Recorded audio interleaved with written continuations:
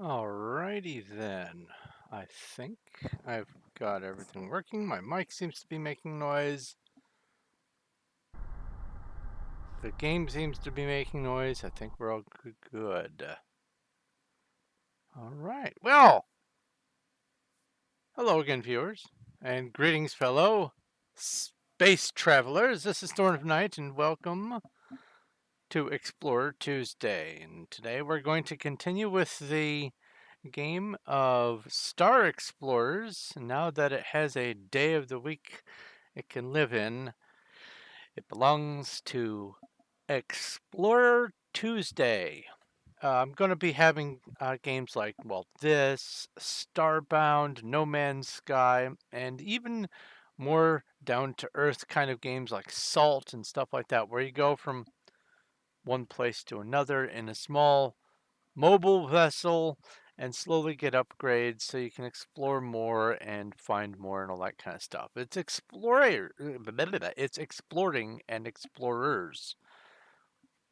Brain tried to shuffle those two cards together and they don't work right. Anyway, yeah, so here we are. We have beaten the game in 2 streams, about 6-ish hours of actual gameplay. And then what remains is, well, let's look at it. What remains is this star chart here. And it is going to be a 5x5 grid. Starts at 0, 0 here. And you can see the sector number here in the top right. And let's get that nice and square. If I come over here, it's 2, 0. This would be 4, 0. This would be 1, 0. This would be 3, 0. And up here, this would be 0, 2, then 0, 4, and then 0, 1, and 0, 3. So if this is 2, 0, then this must be 2, 3. And there it is, 2, 3. And this would be 4, 3. And then if this is 0, 2, and that's 2, 0, then that means that this is 1, 0. This would be 3, 0. And that means that this would be sector 3, 4, because this is 2, 4. So the row is the second number, and the column is the first number. And it radiates out in funny ways from the 0, 0. And as you can see, I have been in for 11 of the 25 sectors, but there are plenty of sectors I've not been in, and in each sector there are plenty of stars that I have absolutely not visited, especially all of their planets, including the ones early on that I didn't have some of my resistances for, because now I have I can go up to 444 degrees, that's and I can go down to 5 degrees. So some of the early planets, let's click on stars. This, oh, by the way, this sector says it has 5 stars and 18 planets. The planets number is a miscount. There was a problem with the coding. I've talked to the dev, and it's one of the things that's going to get taken care of. But this says that there are 5 stars. I've only been to 4 of them, so that means that there's even a star in this first sector that I've not been to. And on each of the stars, if I come in here, this says it has 7 planets. And if I go down to the planets level, it says that I've not actually done anything on any of them. I can do that to this one, and I've been to 4 planets. And this star has 5 planets. So even there, I haven't fully researched everything. And what I want to do with this series is actually explore the stars and catalog all the different kinds of worlds that I can encounter and see sort of like a I don't know, a, a Pokédex or something, have a list of the different types that I haven't visited and see if I can find some. And let me go back into the stars and then click on this, and then high cuddles, and I click on this. What I mean by that is this planet here says it has a liquid of frozen sulfuric acid, and it has a surface type of sedimentary rock and an atmosphere of ozone. That means that we know of one planet type so far. A planet that has ozone, sedimentary rock, and frozen sulfuric acid. This one, volcanic fog, silicate rock, and lava. Well, I'm going to save a little time and say that volcanic fog and lava will always be together, and they cannot exist on any other worlds than just the worlds with volcanic fog and lava. But there can be various kinds of surface type. So now we know that silicate rock is a thing, so perhaps there could be ozone, silicate rock, and frozen sulfuric acid. And so that needs to get added to the planet dex. And likewise, if I come over here, we have, here's volcanic fog, lava, and sand. So there can also be sand, potentially, and ozone, and frozen sulfuric acid. But what about this one? Now we have frozen methane. So there could potentially be all those three that this one represents, and then instead the liquids can all be frozen methane. And then there's liquid versions of both of those, and so on and so forth. So I want to, as an aside, to my exploration looking for all of the ancient artifacts, because the game still isn't actually done. There's still stuff to do, but I want to have like more to do. I want to make it sort of a seek and find challenge for me, and I'm going to be keeping track of all the different types, but I'm going to not officially write the stuff down for these planets until I go back to them and start investigating. So I'm going to, I guess, start in, well, let's see here. I'm going to start in the sector where I am, which is, wait, is that the mothership there? That's the mothership, so that must be me. Yeah? What stars have I been in? Oh, hello, 1 star. Let's select it. It's got 9 planets, and I have scanned 1, 2, 3, 4, 5, 6, all 9 of them, but I haven't actually visited all 9 of them. What is going on here? Why am I drifting in a weird orbit? What? Whoa! Whoa! Can I... Orbit disengaged. It thought I was in some sort of pretend orbit. That's bizarre. Okay, well, that's neat. I don't even know what to say about that. Okay, so there's the glorious star. And this is the planet, I believe, that I have found for mankind. Oxygen, water. So, wait a minute. I found it. Drop beacon. Oh, okay. I also talked about this. There's no need for the drop beacon if there's no more quest for that. So if that's where mankind is going to be,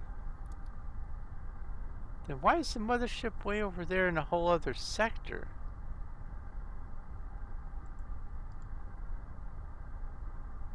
Oh, no. Now it's in this sector. Was it moving? Oh, it may have been moving. That might have been why I was moving across the star system? Let's consult the star chart again. No, it says the mothership is still... Oh, I'm in 4-3 and it is in 3-4. I see. Okay, let's go back to this sector then. Go star. Select a star. Planet. I have questions. That's not it. That's not it. No. No. No. No. So, why then are you in that sector if the sector that I found that has the correct planet is in this sector? I have all manner of questions. But you know what? That's for the dev to figure out. Oh, speaking of, let's post on their Discord that I'm streaming this game. See if maybe might be able to catch them and they want to watch. Wouldn't that be neat? Have the dev watch the stream. Let's see if I can get it to happen. Hit escape. Come over here. Come over here. Click on this. Go all the way up. Grab my automated announcement. Grab this. Go over to this Discord here. Go up here.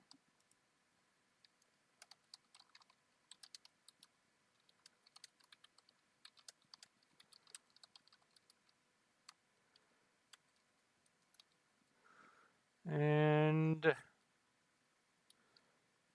there, I posted it. Let's see if maybe I can convince someone to pop in and say hi. Wouldn't that be neat? A cameo by the dev. Okay, let's get back to it. But anyway, as I was saying, since we are in this sector, this is where we're going to start. And I'm going to have an actual piece of paper and a pen right here to help keep track of stuff instead of tabbing out and going through like a spreadsheet or something. I'm just going to keep track of what things there are in this sector. And then at the end of the day, I will try to compile a list of all the types of planets that we've been to and make a list of the possibilities based on those numbers and those just the different types of liquid and the atmosphere and the surface type, and see if I can figure out how many more we're looking for and keep that as the checklist of things that are missing. And here's my thought. If I can't find all of the missing ones on this sector map, then we're going to go to a different quadrant and continue our search and maybe find another home for mankind or some other stragglers of mankind. Who knows? We're going to turn it into a bit of a story, but I am an explorer by nature, and I like to explore and catalog and do things like that. So that's what this is going to entail, is me going around the stars and looking at things. So we are in sector 34, and I'm writing all this down now, and there are going to be 9 planets. 1, 2, 3, 4, 5, 6, 7, 8, 9. So let's get to it. I do wish you could hit escape and leave this interface. That would be nice. But I understand why. It's because when you're in this interface, it is the only way that you can manually save. So I get it. It's all right. I just have a wish that there was a button that you could just press on the keyboard to do that same thing. All right, let's come in here. I like to work from the inside and work my way out. So let's go to this planet. Let's scan it. It's already in the database. That's right. Let's orbit the planet. Number one Solar engines engaged. It is, well, I need to write surface. I need to write atmosphere and liquid. And this one is sedimentary rock. No atmosphere, no liquid. Ooh, that looked really cool. Warning. Planet contains hazards. Hazards? Oh no. Caution. It can get up to my, above my temperature range, but it is nighttime. And so for one of the first times, I will not turn it to day on purpose. Because I want to explore the surface and see if I can find some stuff. Because believe it or not, there's plenty of stuff to find. It's just scattered around the entire galaxy.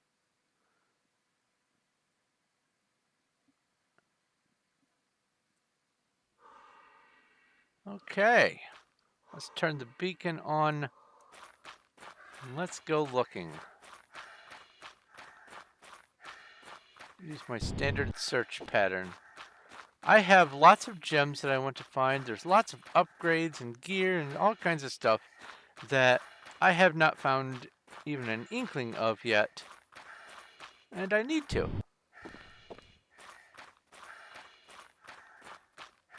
So there's the beacon. That showed up awful quick this time. And so since that's the beacon now, I'll cut across this way to reveal more of the map.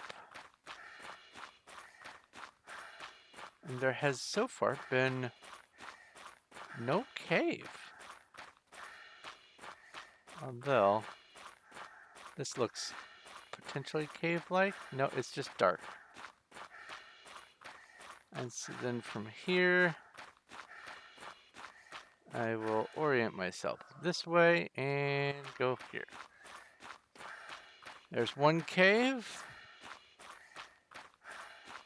And let's see if I can find one more or any more in this direction. It does not look like I can. All right. I have a sort of an optimized search pattern because every world is a square that has a wraparound. And so from any one point, you can go all the way around the world and come back to where you just started. And that makes sense. It's a planet, but because of how it's laid out, you can optimize your search by having sort of like say this is the square here, and you start in the middle. If you go in a straight line and then just before you come back around to where you start, you veer off, you can catch a lot more surface area over here that you missed. Go diagonally, come back around this way, and then as you approach, you swing back this way, and then you come back over here, and then finally end back up at your shuttle. And that gives you pretty much a view on everything except all the straight across, and you can typically in the daytime see enough of that to go, oh, there's a cave there and there. There might be some stuff in those directions that I will have missed on this planet, but that's all right. I'll look further if there's a gem that I want to find. Should go back to the shuttle, get some air, and then explore the cave. That would be the smart thing to do. Oh no, it's daytime. Let's go back in until nighttime. The cave entrance time travel method. Thankfully, there's no hunger or thirst or anything like that. That would make things slightly more interesting. All right, to the shipmobile.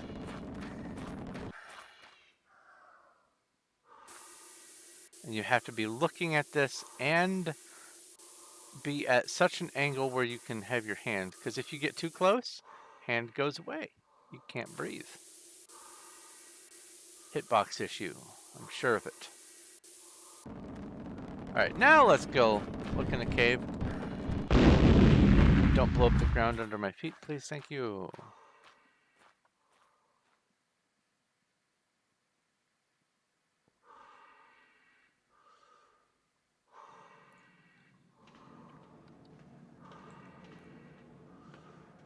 Alright, get some of this stuff. I see a sparkle. Yeah. We have some gems. And these are sapphire. No, these are diamonds. And I have the diamond key schematic, so I definitely want to try to get some diamonds. Uh-oh.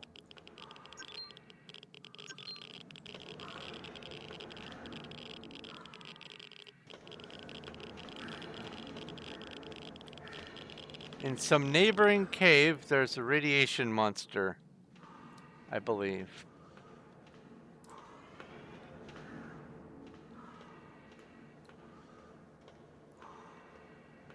Not much to this cave, if I'm honest.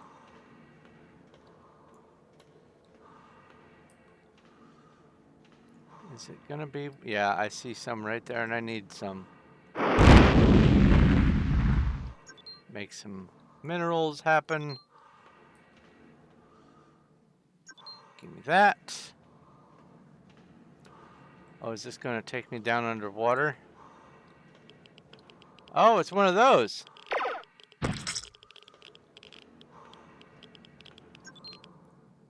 That is the radiation source. Nothing in here.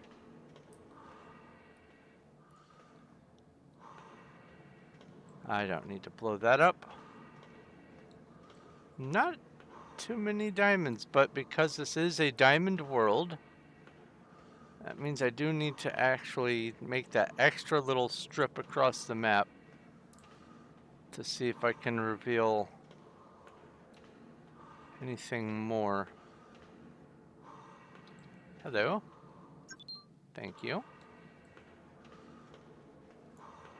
It's a dead end.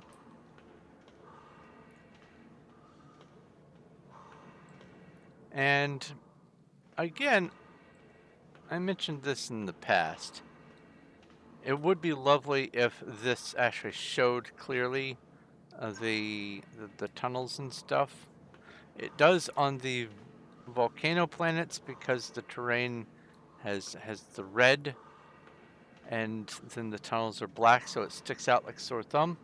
But on worlds like this, it's all just black, unfortunately, and I can't make it any brighter as far as I can tell. All right, let's time travel so I don't lose my durability.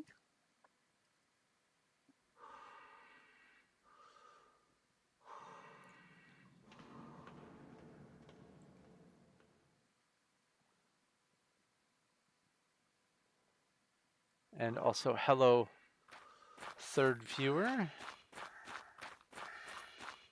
Whoever you are, welcome. I'm Thorn of Night. I play video games. And write books. And write books about video games.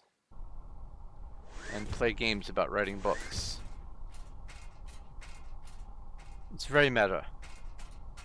Alright, how many diamonds do I have now, actually? Let's just place all over here. Get this all out of my inventory. Put it in its home. I don't have anything there. Okay.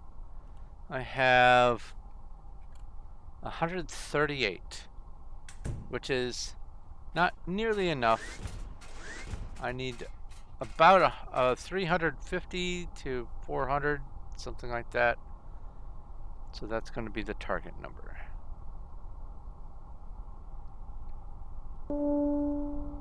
Orbit disengaged. I like that planet. The way it looks from up here, that's neat. Even without the blue, it's still the texture. I love the choice of that texture. Some of them look very, I don't know. It's not compared to planets like that. Some of them look rather out of place. I think that's good as a description as I can give it. All right, this is sand. Solar engines engaged. Liquid mercury. So that's Hg. And we have atmosphere of nitrogen.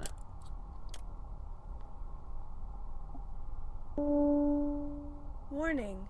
Planet contains hazards. And it's Proceed with caution. all within my temperature range, so let's do this.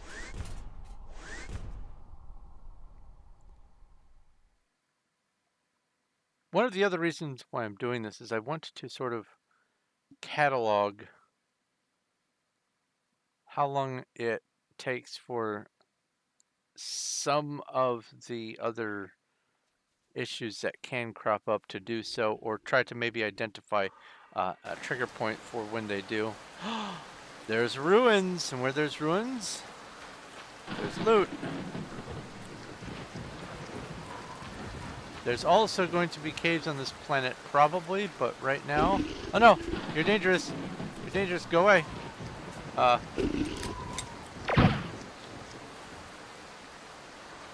So angy!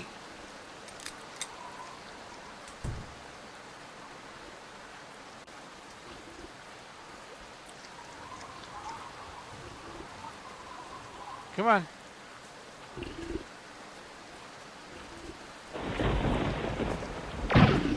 Oi!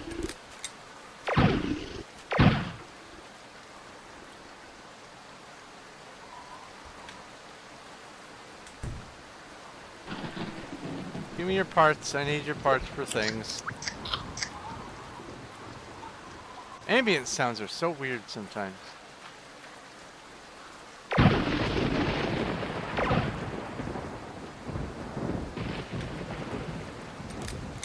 I keep hitting R to take all because of another game. This is hilarious.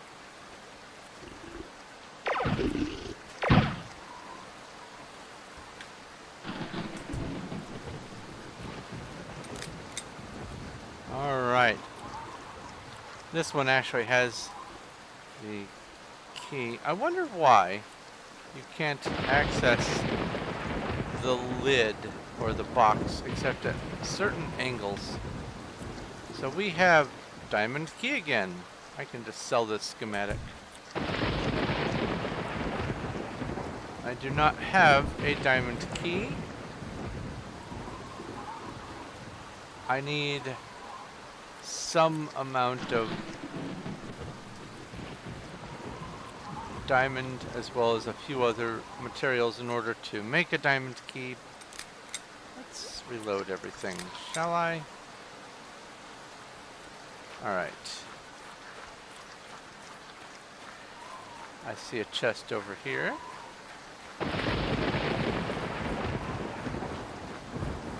This is great! Loot! Yeah! Oh, I have to take it and then use it. So this adds another 28. So now I can go up to 472. That's fantastic. And as you explore and as you go through the different planets and things, you will find more materials to help you survive better and just do better overall. I know it seems like I picked a fight with him, but he would have done so to me if he had the chance. Alright, let's turn the beacon on.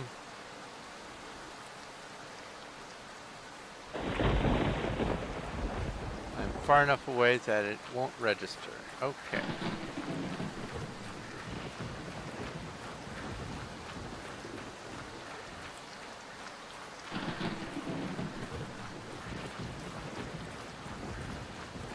Let's get some air and see if there's a cave on this world.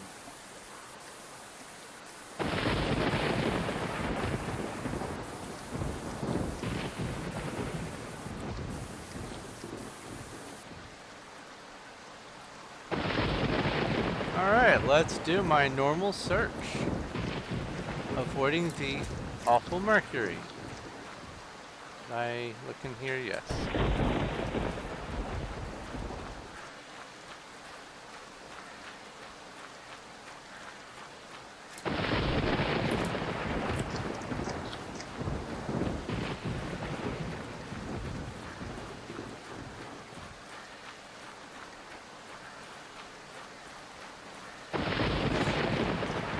I like the rain on this game. It actually manifests pretty nicely. There is one weather condition, and I have to presume it's meant to be snow. It feels like you're being followed by a vortex of snow everywhere you go, and it's slightly disorienting. But it's easily enough overlooked. It's just, I'm not sure if it's actually meant to be snow, or if it's supposed to be something else and the spinning nature of it is intentional. It looks interesting, it's just, I don't know. Alright. I will put diamond ruin on that planet and life. Adding some extra notes to my lines. Things that I forgot about. And that's why we do research. We add the things that we missed. Alright, let's get off of this world. There's nothing else we can do here, it looks like. Now hit reverse. Orbit disengaged. My mouse is free, so I hit space, and now I can move my mouse around. As I rotate as I move my mouse left and right, I can rotate the ship so that whatever line I want to look at next stays generally level, so I can find the next one. Then I hit space to let my mouse go again, and off we go.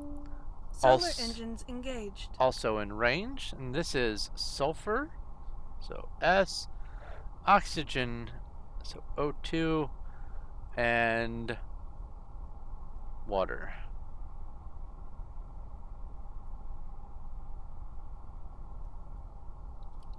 Which could be Orbit established. Proceed to hangar bay.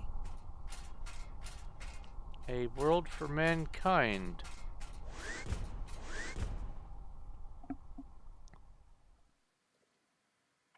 Probably has life.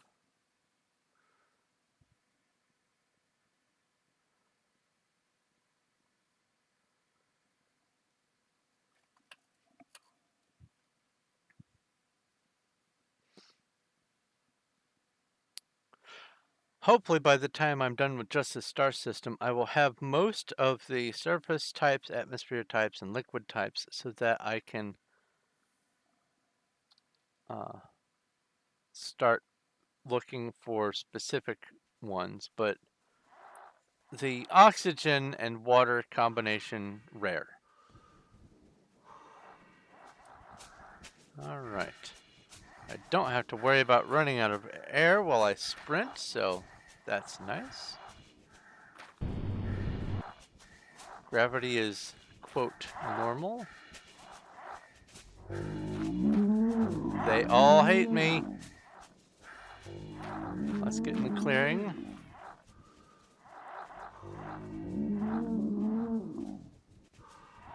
Yep.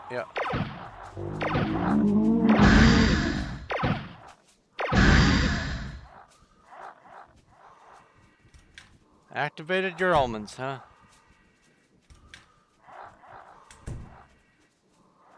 That's alright. Oh, you're gonna be a problem too. Oh no. Where?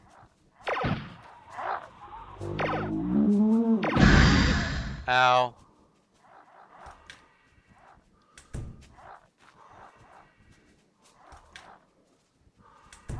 What a lovely place for life. Alright, I'm looking for caves. Can you guys just leave me alone?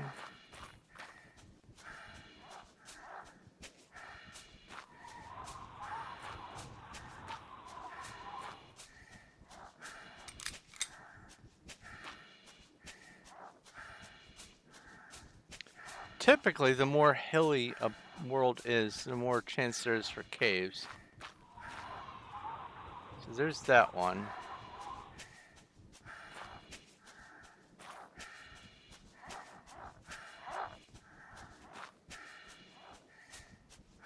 The critters have adjusted my normal route. So I'm just going to go wherever.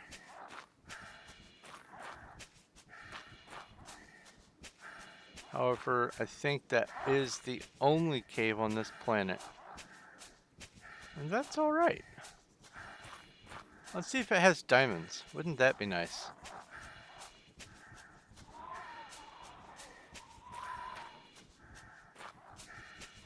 Oh, I'm stuck.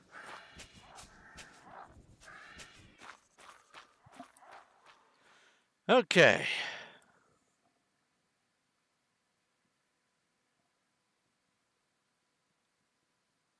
I do love that this has little quotes to go with the loading screens. That's nice. Ah, this is one of the rare worlds because it has liquid water. You can actually see the caves. And I found a bug on a previous world where there's oh, this is emeralds. That's all right. There's a significant issue where a wall wasn't in place and you could just see the vast nothing of the rest of the world. It was bizarre. So because this is a liquid water planet, I can come down here and not suffer the effects of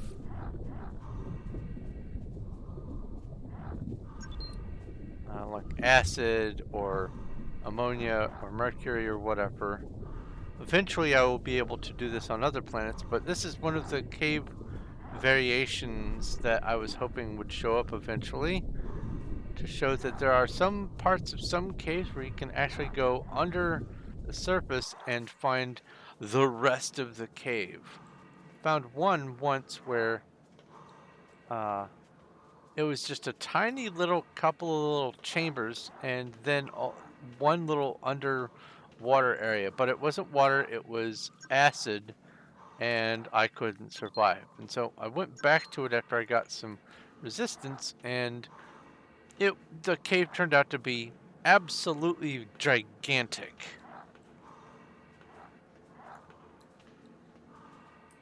So sometimes it's worth revisiting old worlds.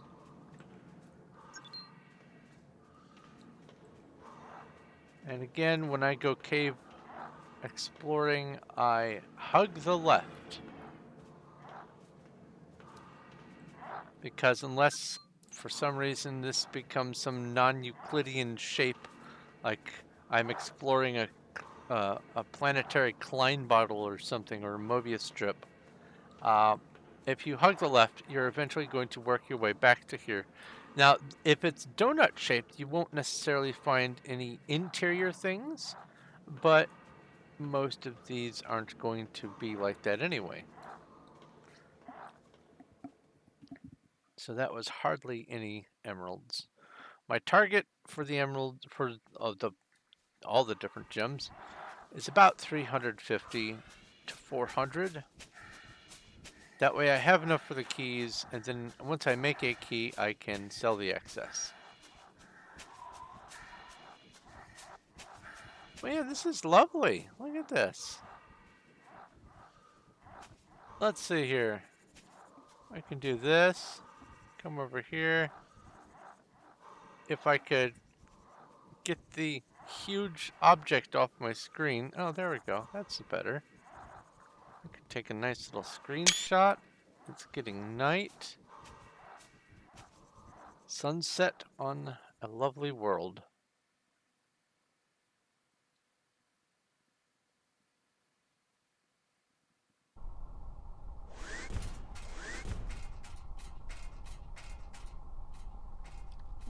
I don't need to go in there. Alright, hit reverse. Off to planet number 4. Orbit disengaged. Steer with the mouse. Rotate up and follow this line right there. All the way around to... Wait, what? It's this one right here.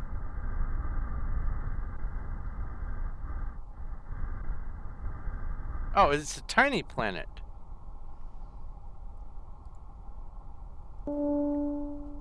Solar engines engaged. Igneous rock. And then no atmosphere, no liquid.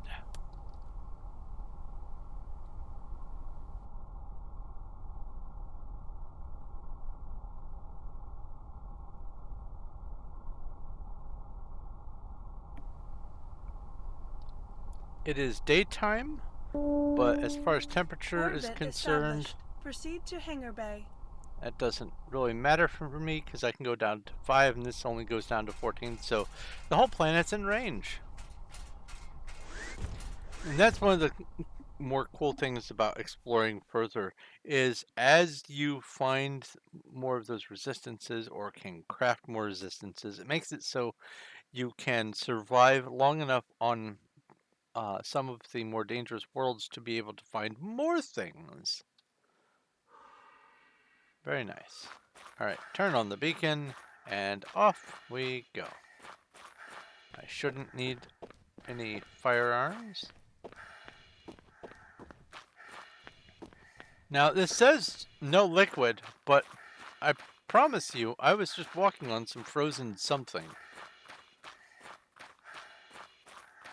Alright, there's one, but I'm going to keep... No, there's 2. I'm going to keep my pattern up, see if I can find more. And then we can investigate them individually after refilling on air.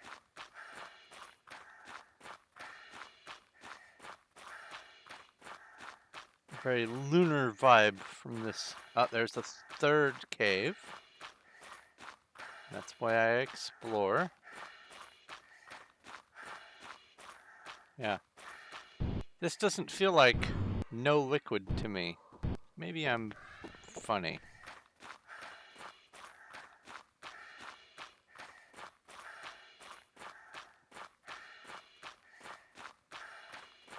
Yeah, I'm thinking there's not going to be another cave. Alright, let's top off on air and then go pick a cave and spelunk.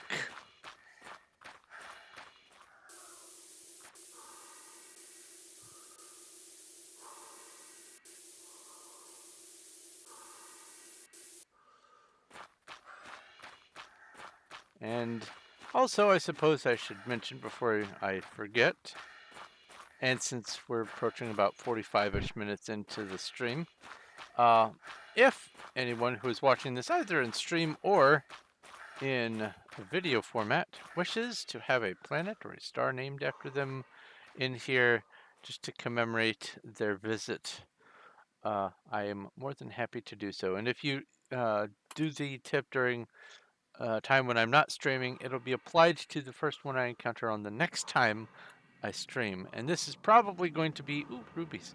Oh no, Echnexium. This is probably going to be just an ongoing series for quite a while on my channel. So there's going to be ample opportunity. I do need plenty of Echnexium for the moment. So I'm going to go ahead and spin that rocket to get that fuel. Eventually, I will not be needing Echnexium to gallivant about the stars. But we're not even there yet, not even close.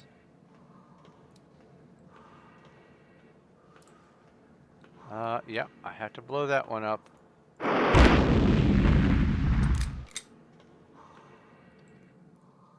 Oh, that wasn't actually a mineral deposit.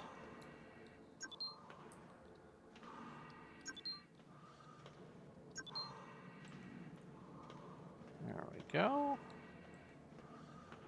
One of these caves. There's never anything over here. And that just loops around to here. Well, you're just taking all my rockets, aren't you? But I haven't been finding enough Echnexium to fuel my exploratory habits, so give me that. I'll trade that for some rockets, sure.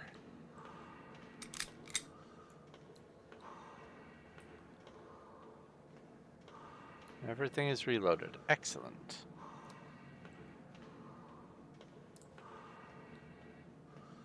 Dead end.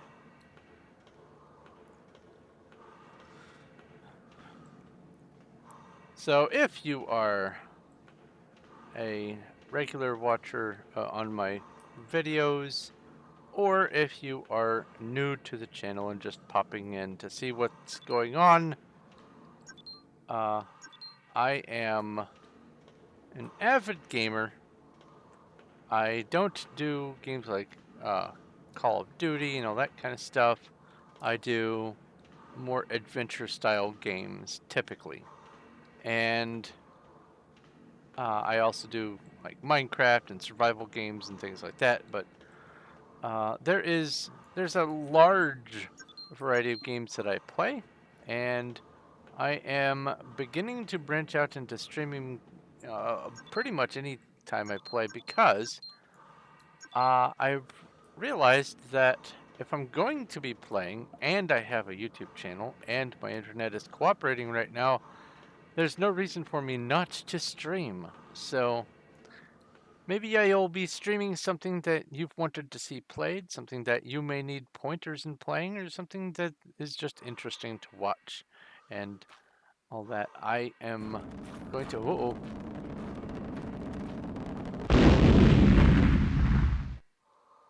I am going to be trying to stream every day, at least once a day. And I have a sort of a schedule I've lined up to facilitate some variety and to also keep me on a schedule because that's tough for me. So, So my week starts off with Skyrim Sundays, moves on to modded Minecraft Mondays, then it goes to what today is Explorer Tuesday, where I do games where you can explore multiple worlds and things, or get resources from one place so that you can get to another, that sort of thing. Star Explorers, No Man's Sky, Starbound, Salt, stuff like that. Then on Wednesdays, I have whatever Wednesdays. I might play some Portal or some Diablo 2 or something. Whatever I feel like doing on Wednesday, that's what goes there. It's stuff that doesn't really fit well anywhere else in the week. Then Thursdays, I play some more Minecraft. It is on the Performium server that I play on, and I will be doing some project or another during my streams. And then Friday is Frontier Friday, where I play a game called Dead Frontier. It's a dungeon crawler wrapped in the skin of a zombie apocalypse. Like the pause there? In the skin of a zombie apocalypse? Anyway, and then Saturday is some more zombies. I'll be playing 7 Days to Die and also other survivor games that are similar to that. Um, I have opted not to play Long Dark because I don't enjoy it that much. It's playable. I have no problem with it. It's a nice game. It just doesn't. If I have the option to play, say, oh, I don't know, Minecraft or 7 Days to Die or any other kind of open world-ish survivor game, I would rather. What, did I leave a waypoint on accident? You can leave waypoints in the caves. Here, let me get rid of that. I would rather play something else. So, Long Dark would have been on the list, but I don't really enjoy it as much as other games. I can be enticed to try to play it again, but by default I shall not. But that is where those things go. Survivor games on Saturday. Friday is Dead Frontier. Thursday is server Minecraft projects of some sort. Wednesday is whatever I feel like it. Tuesday is games like this where I go exploring and finding things. Monday is modded Minecraft. And then Sunday, to finish the week backwards, is Skyrim. And like I said, it's going to be, most days will be at least one stream. And then there might be a second stream after a break, depending on how I'm feeling. I might switch mod packs on Monday and do one in the morning, or one at the start of the day and one at the end of the day. Or maybe I might play Star Explorers at the beginning of the day on a Tuesday, and then Salt at the end of the day. Who knows? But there's a lot of stuff that I am looking forward to playing and streaming and making available for you guys to be able to watch. And at some level, if you want to be able to participate, because like I said earlier, you can, and if you see at the top of the screen, you can tip and have a star named after you, or a planet, or you can just tip and help out in general. And if you don't want to tip, but you would still like to help, I have Patreon, and that is all the links for all the stuff that I have is down in the description, should be. Sorry, I'm distracted. I'm looking for and at things while talking at the same time. ADHD is a hell of a thing. But, let's see here. The Patreon, I have a number of tiers set up. They were based originally around Minecraft, and there they shall stay. But the different levels have different perks, and I'm trying to hammer out what kind of perks ought to actually be working in there, because I don't really know what I'm doing. I'm kind of floundering and just playing it by ear, but I'll get it all worked out eventually.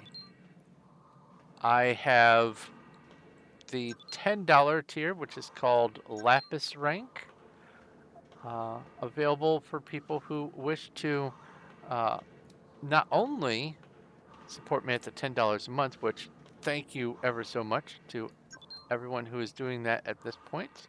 That would be Rob Kemp, that would be Ryan Still, that would be Cuddles, and that would be Elmaze. Thank you ever so much. You are beautiful space travelers. But any support that you can put my way, even if it is just in the form of a subscribe, is most welcome. And I can say that if you do wish to support me on Patreon or through tipping, that money goes to things like keeping me with a good working mouse, making sure that I can renew Dinobot when the year's subscription runs out for Dinobot for my Discord, so I can get Nitro, so I can get the better version of Streamlabs and all that kind of stuff that I normally right now would not be able to justify spending the money on. That extra little boost will help me to help you have a better time hanging out and all that. And speaking of hanging out, I do have a Discord where you can come and uh, play games, watch videos and movies, listen to me read books if you want. Um, and there's also places on the Discord for content for patrons only.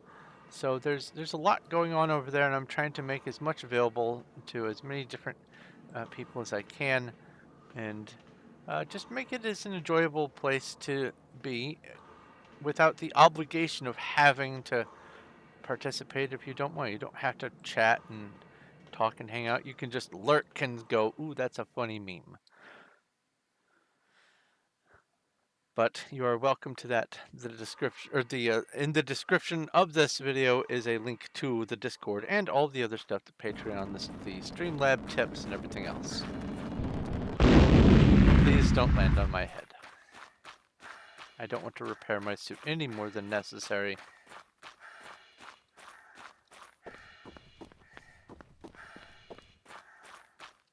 Alright, let's get off of this rock. And I will say that that is explored. There's no ruins, there's no life, there's nothing else to do. There is just igneous rock.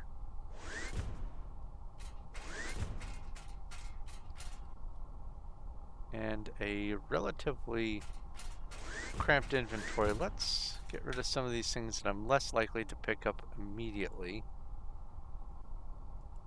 Oh. This is a phantom. It says place all, but it's not. There we go. Now it's working.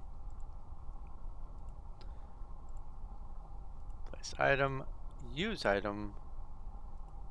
In case I had some damage to my ship. Take item. Oh, I clicked take all like a dum-dum. You know what? That's fine. Use. Now my suit's repaired. Place item. Let's get all this stuff out of my head.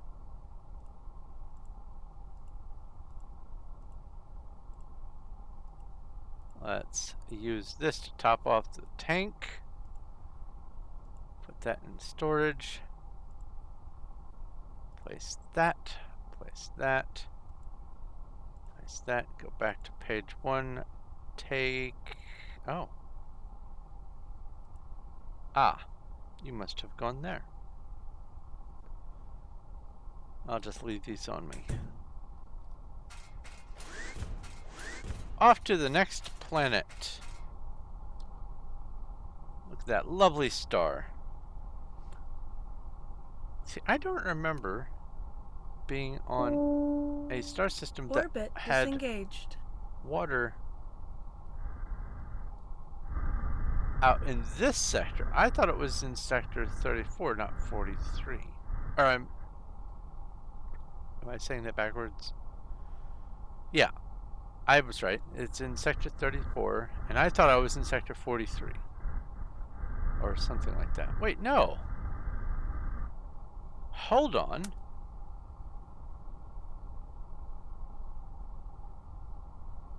$34. Yeah, that puts me in the corner. Never mind. It's a weird way of measuring the sectors, and sometimes I get confused which one I'm on. Oh, oh, oh, oh, oh, oh, oh, oh, oh, oh. Next planet. We have sulfur. Solar engines engaged. A sulfur planet with no atmosphere, no liquid, hopefully no life, maybe some ruins. Orbit established. Proceed to hangar bay. It is daytime, but not the time of day when I would like to be able to see, so let's roll the clock back. So how are you doing today, Cuddles?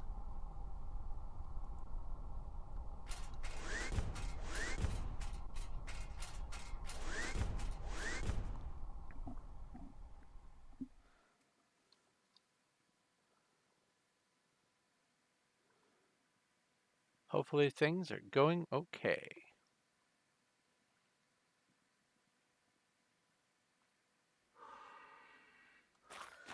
All right, there is a cave right there.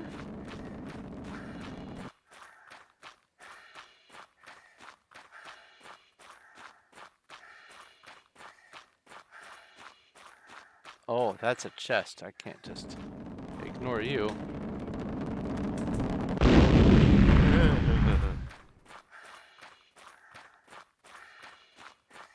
That was close. That's okay. It wouldn't have bit me too hard. This is 20 damage and this is 14 damage. Let's unload. Let's unequip. Let's equip. Let's unload that. Use. Oh, and also, yeah. Yeah, this can be sold at least. Reload you. There we go.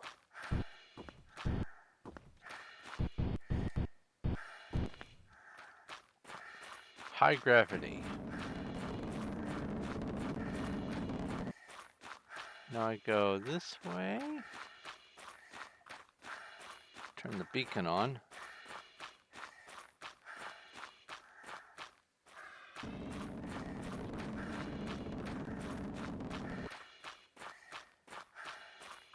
Thankfully, these planets are relatively small, so that you can pretty easily just do the initial exploration in a single sprint, whether there's atmosphere or not. Reconnoiter at the ship, get some oxygen, and then go look at the caves you found while scanning the planet. And I don't see any other caves at all.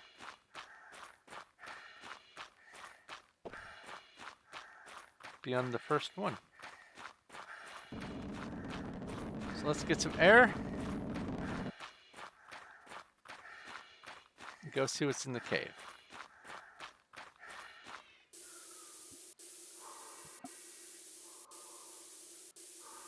Take a drink.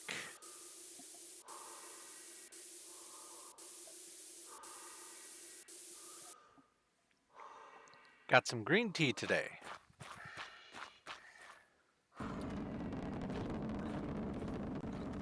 Which that should elicit a ew gross from Cuddles, I'm sure.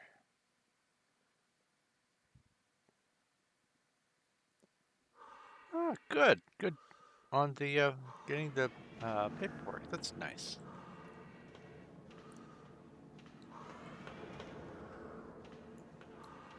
I don't want to explore the cave sprinting. Aha!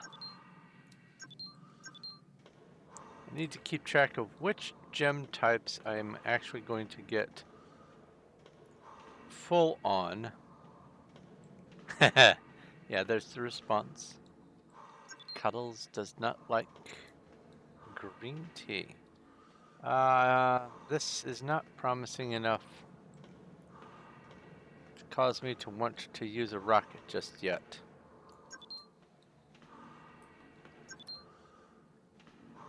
And on these planets, there are never going to be items that can only be found on planets. So, or I mean, only be found like in caves or whatever. So it's not worth it. If there were already maybe some chests, I might have burst behind, or if it was Acnexium, I might. But I think right now I have enough Acnexium to fuel my exploration.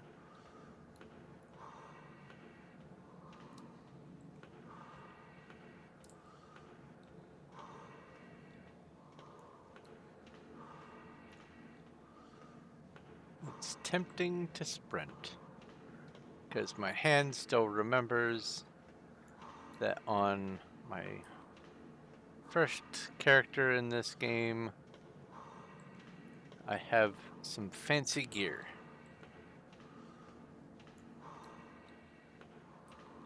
Which will allow me not to die if I use all of my oxygen. Something to look forward to. Alright, well, we got some sapphire. It wasn't a loss or anything. An okay planet. Single cave.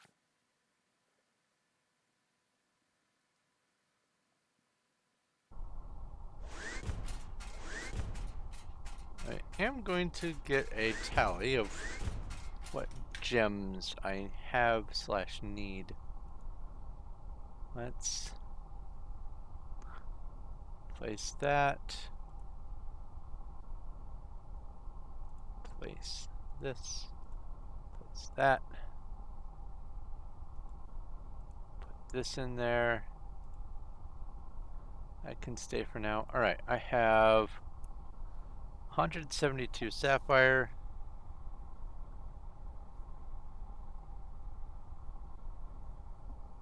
I have a ton of acnexium. I don't even need to write that down. I have 138 diamond.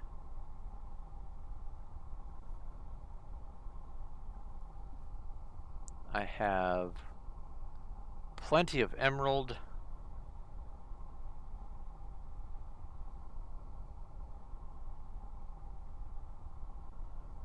And I have no ruby.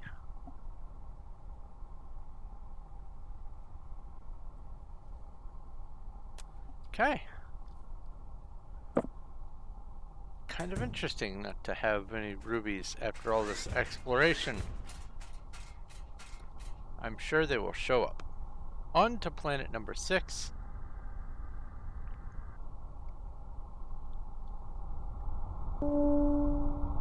Orbit disengaged.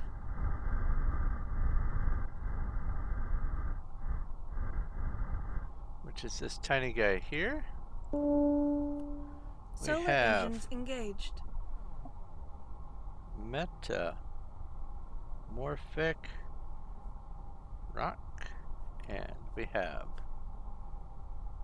volcanic fog and lava.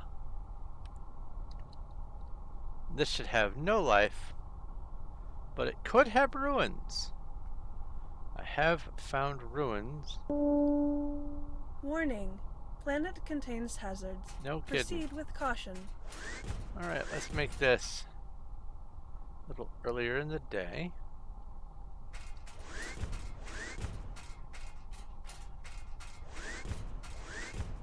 So there's plenty of daylight to do the hopping around.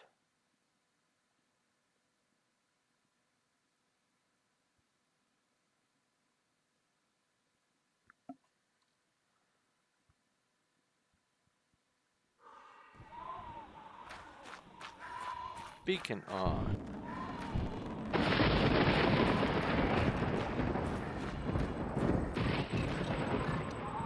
You are a robot. Look at you.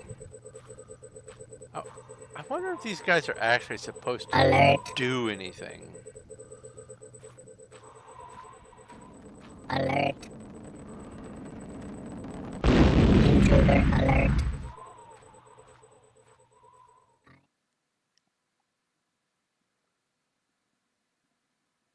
I've never had them do anything. They just talk to me. Hey, I can actually explore this place. Nice. Now this is... I am a robot.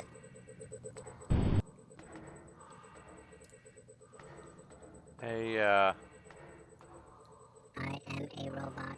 Crashed ship, obviously. So the lights aren't going to be working, so it's going to be a little darker, but if I turn off my headlamp, you can see something neat. All of the ground is just at the lava level. So you can see a glimmer of that volcanic fog. Intruder also alert. there's no atmosphere.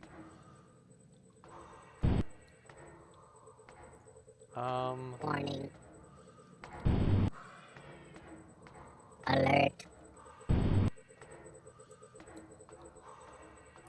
I am a robot. Yes, you are, bud. Warning. You can try. Intruder alert. Now, I don't know if this lava can actually harm me. Alert. Let's see here. Good, so I can step in it without dying because it's not deep enough. This is what I'm here for. Some stuff. Okay, Intruder take alert. all. We have radiation resist, and this is mercury resist. Let's use the item. Now my mercury resist is up to 65. They can only go up to 100. Let's see here. Actually, right now my mercury is the highest resist there is. Intruder Or, alert. yeah, of the 4. Anyway. Intruder alert. Hot and cold are a different matter. Alert. Another one. And yoink. Use that. Intruder alert. Use that. What's this one? Air tank.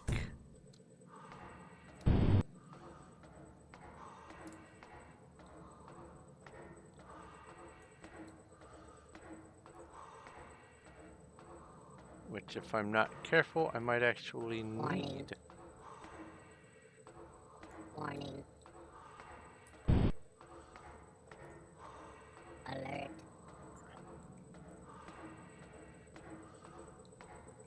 Intruder alert. Take this stuff and Destroy. okay. Alert. I am a robot.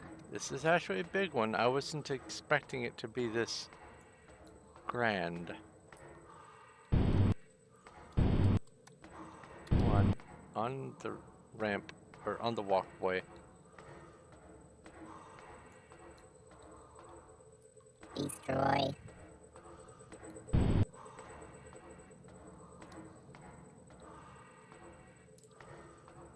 Intruder alert.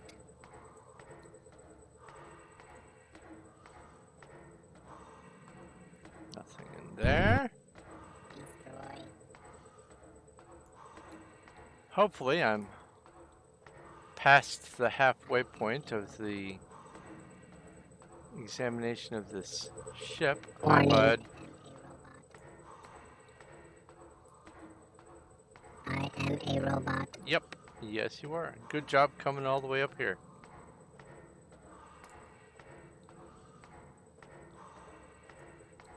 Destroy. It's a shame that the Daleks were neutered and bleached and then made to service crashed ships. Oh, there's nothing here.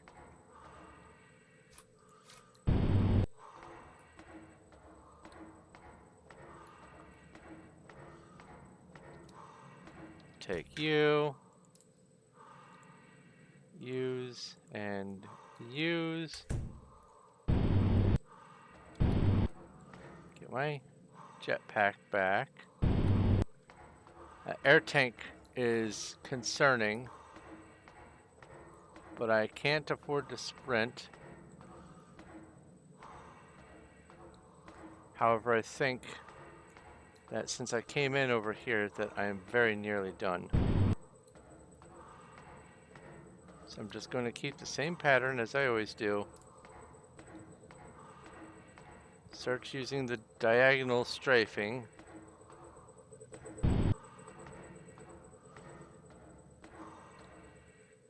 There it is. Let's get to the ship. Get some air.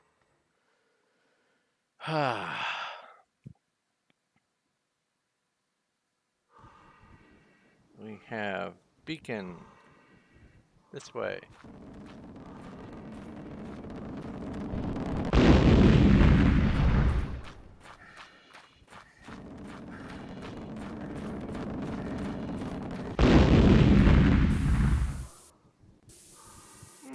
Easy peasy. Just run between the lava lakes and dodge the meteorites. At 14% air, I was fine. I was fine.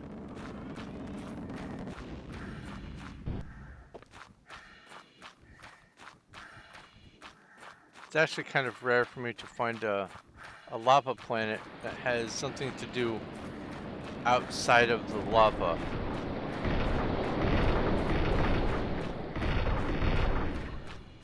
Frequently, any caves that I find on these lava planets are under the lava lake. And you need some pretty high resistance in order to even think about surviving that.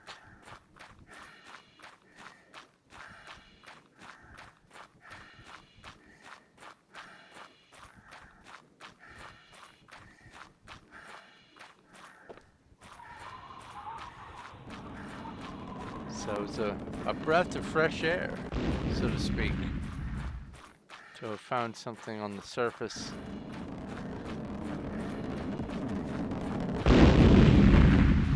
Ouch. In the form of the crashed UFO dungeon thing. Yep. Doesn't look like there's anything else to do. Next world. So far I found sedimentary rock, sand, sulfur, igneous rock, and metamorphic rock. I think there might be at least one other kind.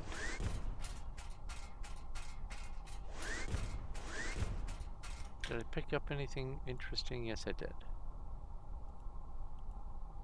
I was able to place a gizmo.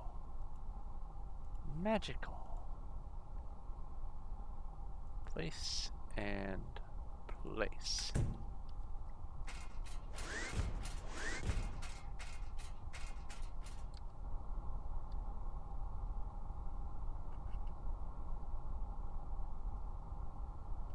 Alright, now we move on to Orbit disengaged. next ring out, which I think is a gas giant. So we don't actually go there. Yeah, it's a gas giant. G. And that is an atmosphere of hydrogen and a liquid of none.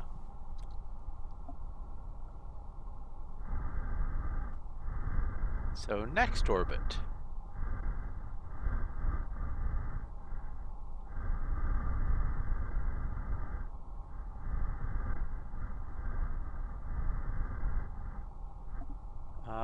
Is over here. We have Solar engines engaged. metamorphic rock, null, and null. So this is another one of those examples where there are two different kinds of metamorphic rock planets. This one has no atmosphere. The last one we were on had lava and volcanic fog.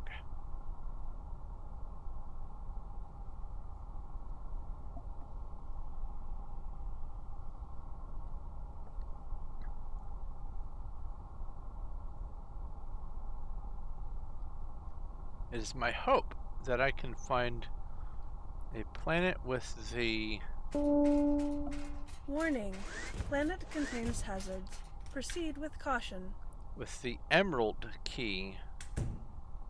Because I have enough emeralds to make a key. I may be missing some of the other components, we'll see, but I should have everything I need for making the emerald key, and if that's the case, then I can immediately visit a ruin that needs the emerald key.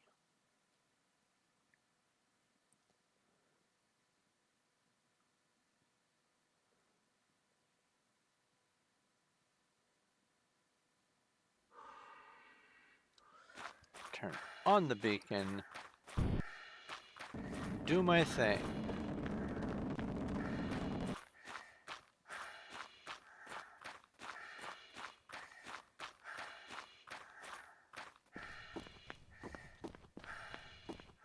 Is that a chest?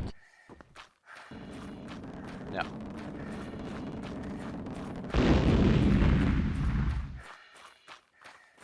So, I think it would be hilarious if,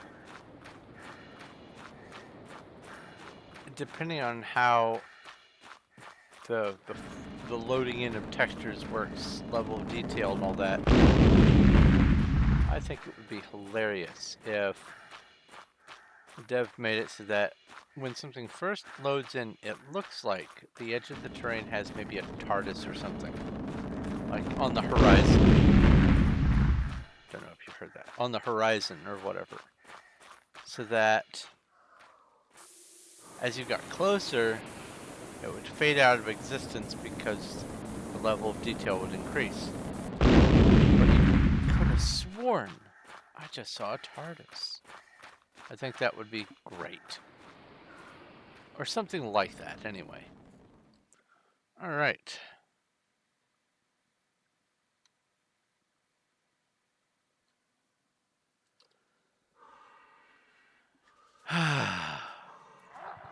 Oh, there's life in here.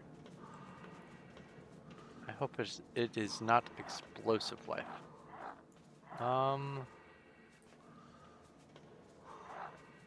Is that rubies? I think that's rubies, and if it is, that's actually potentially worth the cost of a rocket. That's not a ruby, that's an emerald. This was opposite of worth. But I am going to just continue exploring all 3 caves on this world because there might be some chests with some good loot in them, and that's ultimately what I want. Are you an attack monster?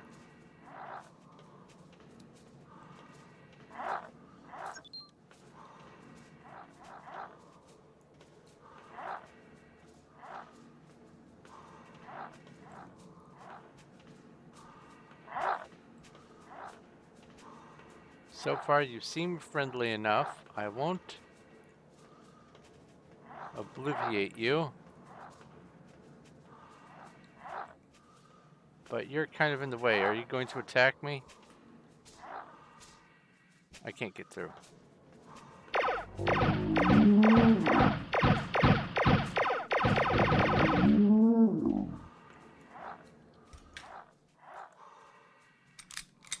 Didn't want to do that, but it left me no choice.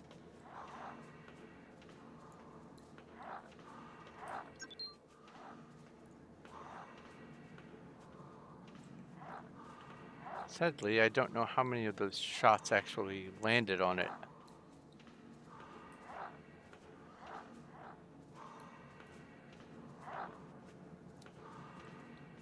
Dead end.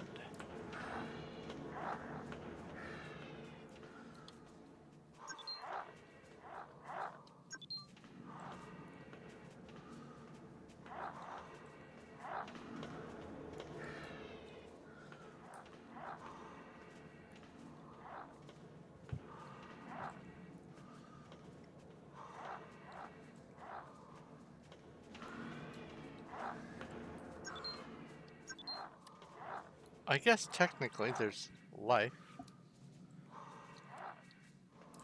Even if it's in the caves only. So I should write that down as part of my research notes.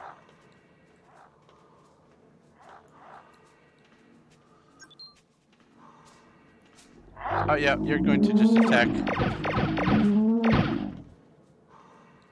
Yeah, so you were going to be hostile no matter what. I just got the first shot on the previous one. Oh, don't sprint.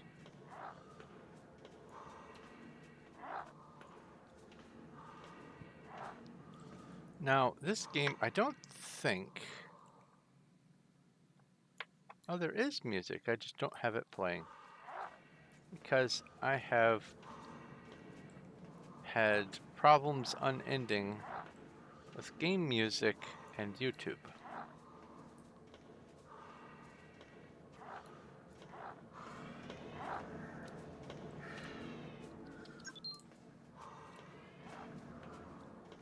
When I first started trying to make some new series for YouTube for just uploading general gameplay footage and not having huge edits or whatever, I recorded about 78 videos, I think it was, for Borderlands 1 and 2 with all of the DLC that was available at the time for any of them and all that. I went through and I played both games and I recorded all the episodes, and I was going to start releasing them in between all of my other stuff that I was doing. And the first 3 videos that I put up, they got copyright strikes on them. Oh, wait, why am I ouching? I thought this temperature was in my range.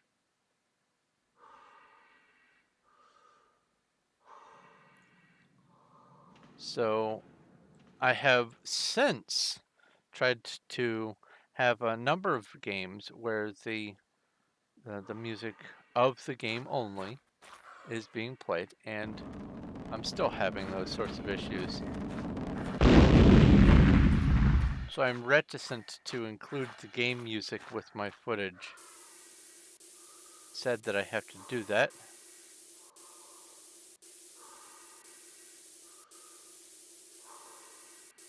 Actually, why don't I just go back, heal, repair my suit, and then come back down?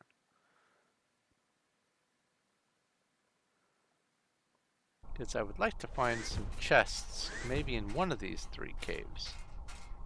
Get a little bit more of an upper hand. Because that's really what the name of the game is, just getting a little bit of an upper hand. Use that, and use that. Oh, no, I didn't mean to do that. Place item.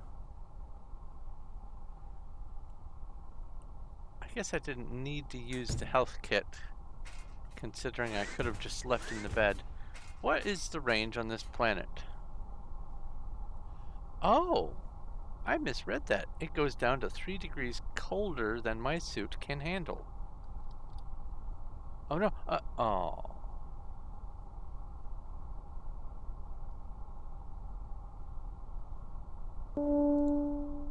Orbit disengaged. Yeah.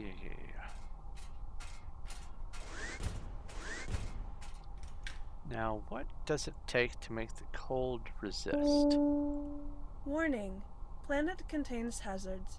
Proceed with caution. I did the take all again. What?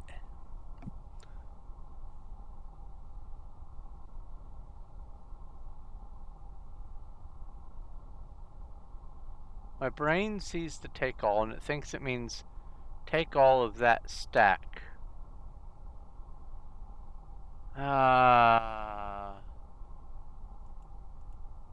Let's just offload everything.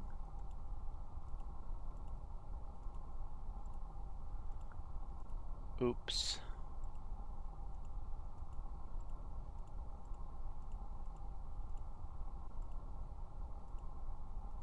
Honestly, I have a bunch of most of these minerals and ores. It's the gems that are the picky one. Alright, get this out of my inventory like so. Place item, place item. Now, what's this? Silicon and alien injector. Oops, don't I have one more alien injector? I do. I have 5 more.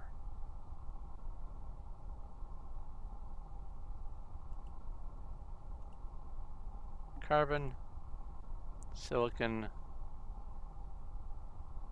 and wait, and what? Acnexium. Let's do this. Let's use item. Let's build one. Oh no. It's not showing up because it's on this one. Oh no. I can sell it. That's alright. Let's use this.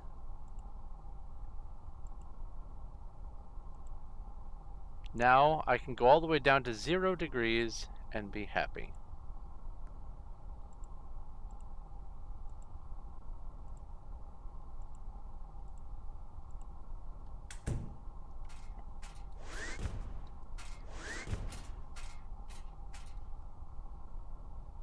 Honestly, what's the acid one? I mean, if I'm making a resistance, take from there. It's, oh, well that's not bad. Platinum, silver, and alien scales.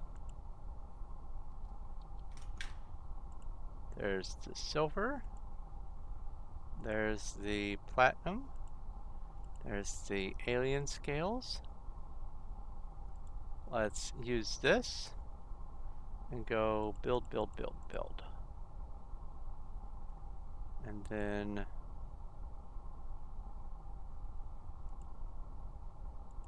alert. Alright, so that's acid resist. I am at 66. That should put me at 72-ish. 92-ish. 100-ish. Let's see here. 100. That's all I need. My acid resist is at 100. Awesome.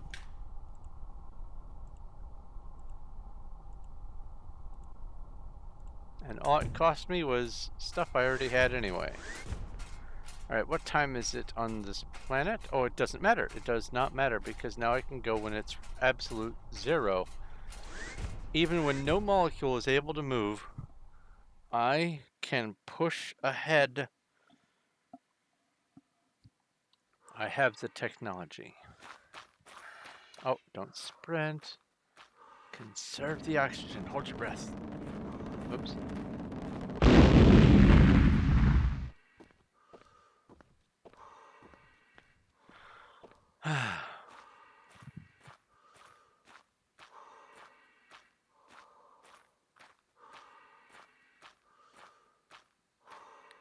So, in some video games and circumstances where you have to hold your breath, or where you have to go through an environment where you would normally be holding your breath, I like to try to hold my breath to see if I can survive that long, even though I'm just sitting at my chair and experiencing the game. Oh yeah, this world has life in the tunnels, that's right. Let me tell you, those water worlds on Mario World, those are brutal.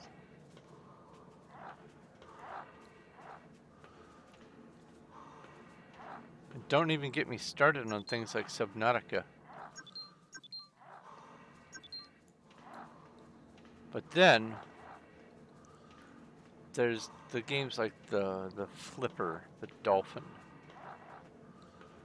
But I will say there's one character that has the worst ability of holding their breath I've ever played, and that's Sonic. For as fast as he can run and as much oxygen as he needs, him not being able to hold his breath, that's just astounding.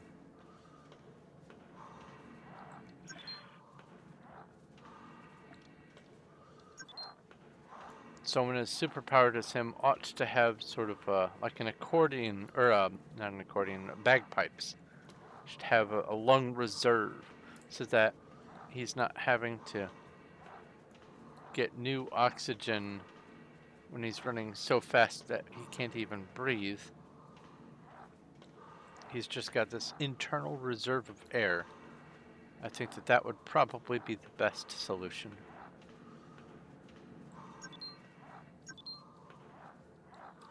Because without it, Sonic just can't hold his breath.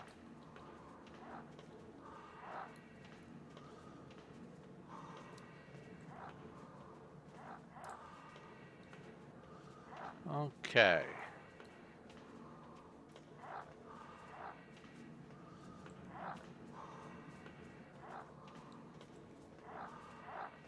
Big open cave, nothing in it. Keep going. So these little animal noises that you're hearing, probably the spiky monsters, they are in the caves that are inaccessible in this randomly generated world.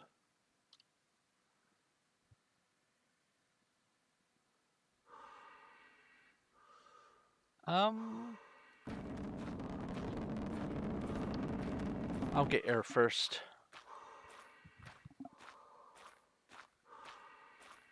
Well, that's what's bothering my hands. There's a cat hair drifting across my hand. Feels good, man.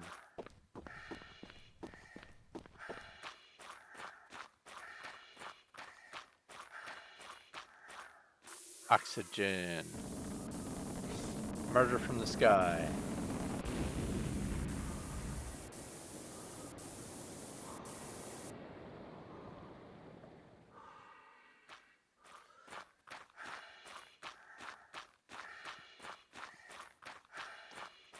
I love how the little device shows your coordinates, but if you're basically holding your mouse normally, you only get to see the top coordinate. Buzz Aldrin. And you say exploration is part of our destiny, but it's actually our duty to future generations and their quest to ensure the survival of the human species.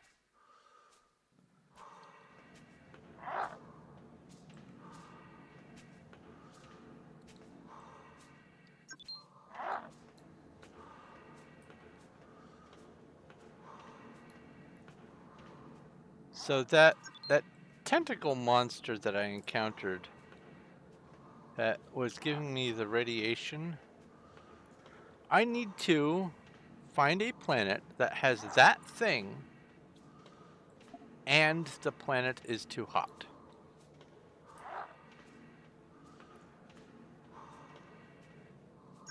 Because there's one achievement I am missing, and it is called, give me just a second here. It is called let's see here. Die from heat and radioactivity. Very creative name. But you have to be in circumstances where you can have both heat and radioactivity at the same time. And I'm sorry about that steam overlay, by the way. I have this set up specifically so that it doesn't display, but sometimes it just doesn't care. Whatever filter it is that it looks for it after the overlay is active when I bring it up, and so it says, yeah, I did my job. I have prevented all overlays. And then the overlay pops up.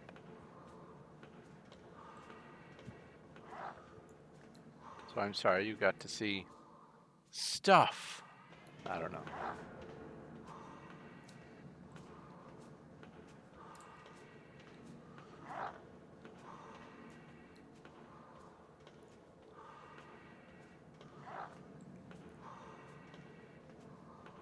If I was doing a screen record, or not screen, a monitor record instead of a game capture, it would still pick that up anyway, because that just ignores those overlays.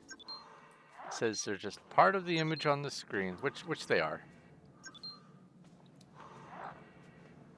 And I have seen plenty of YouTubers who have to do screen record or monitor record, whatever, instead of game capture for whatever reason. So I've seen their Steam overlays often enough.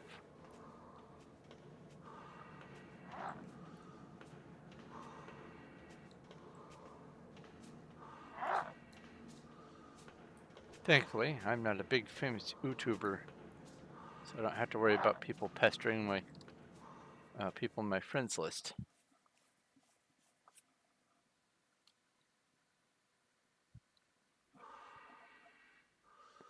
Okay, that should be all of the caves on this planet, and I think there's one more planet in this sector.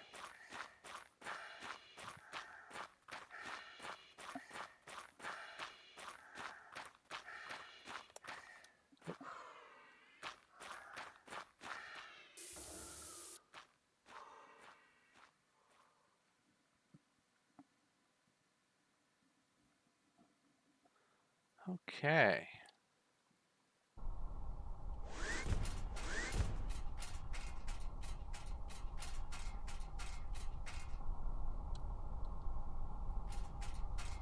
Oh, I guess I should probably stay here and then go offload while I'm achieving orbit. Orbit disengaged.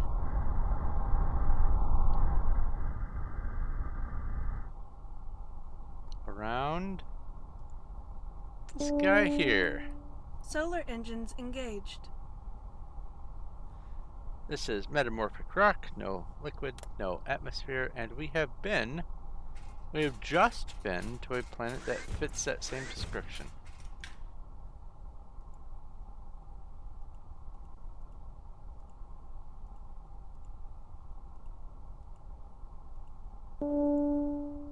Orbit established. Proceed to hangar bay. Alright, what are the conditions? It is from very cold to also very cold. Excellent. All good. Hopefully it's not emeralds again. Anything but emeralds is fine.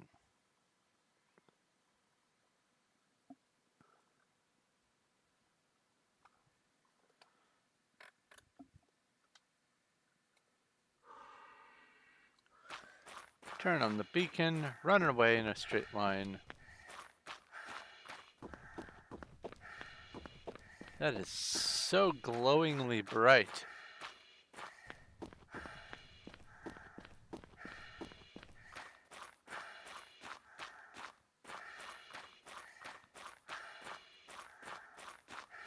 A cave.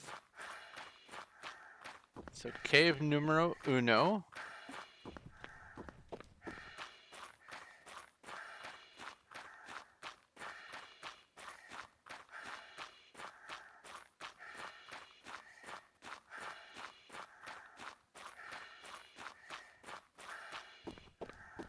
And it's looking to be the only cave.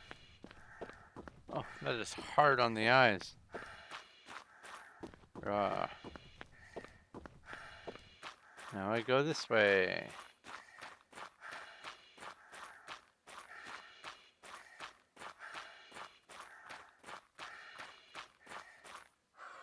Two caves.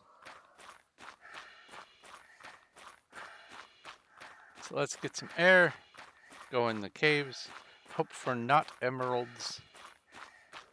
I'd even be fine with Acnexium for now.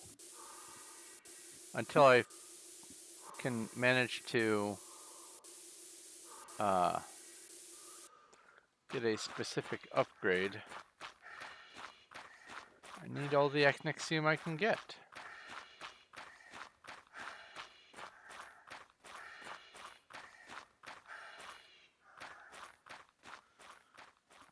Alright, red, dark blue, light blue.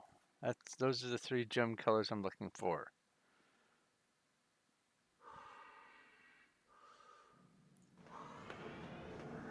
Oh, I need to not be sprinting through the cave.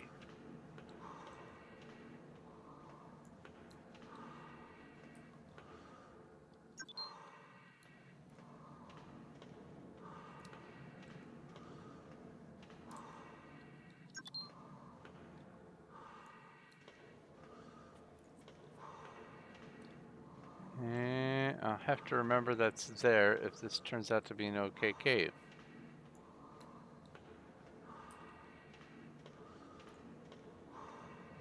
An O cave.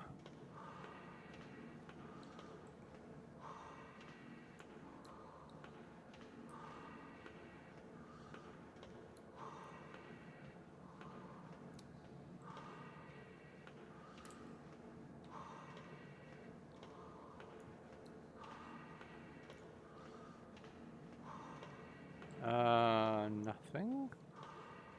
Blue. Worthwhile. But I still don't think it's going to be worth blasting that one thing open yet.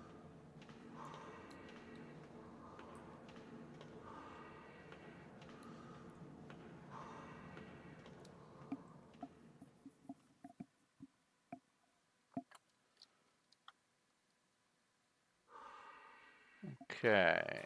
Let's get some air again and then go to the other one.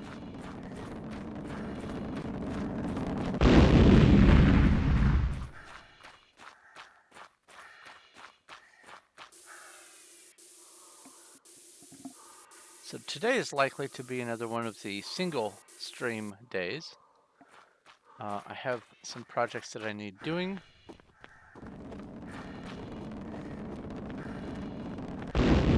And I'm not going to be able to take care of them until I am done streaming.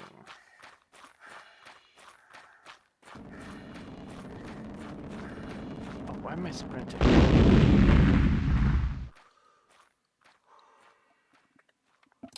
Ouch.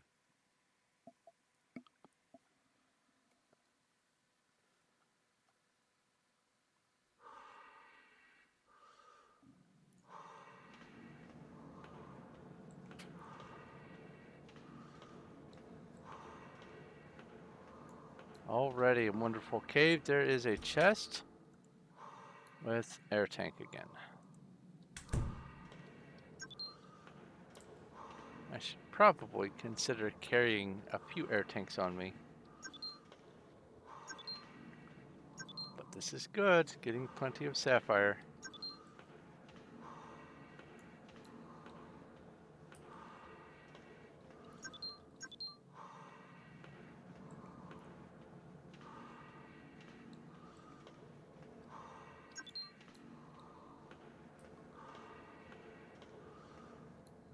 Nothing there.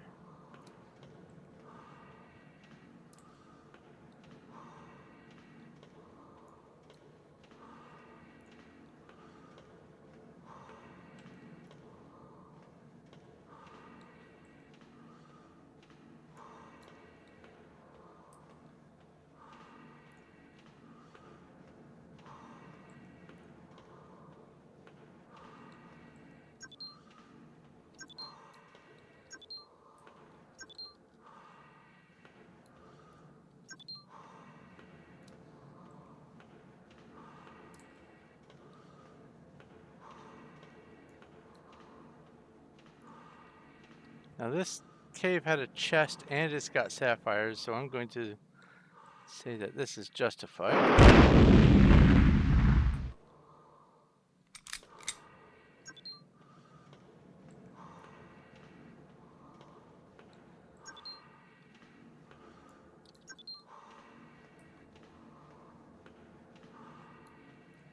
Nothing.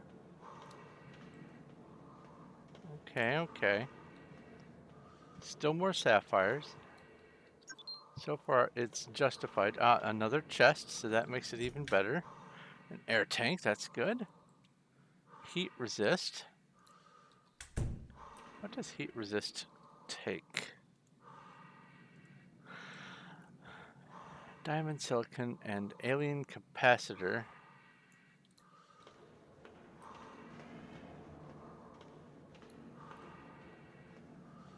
Might cram a couple of those on this suit when I get back to the ship. I don't always need to blast the... but I do on this one.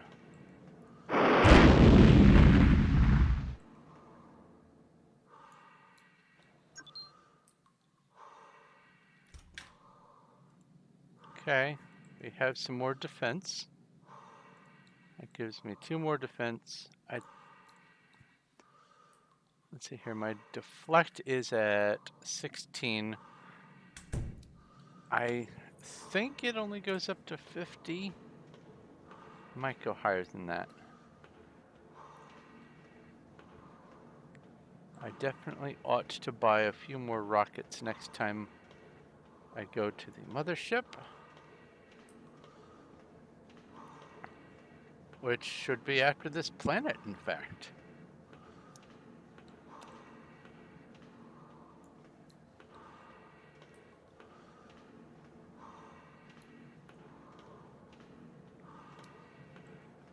Okay.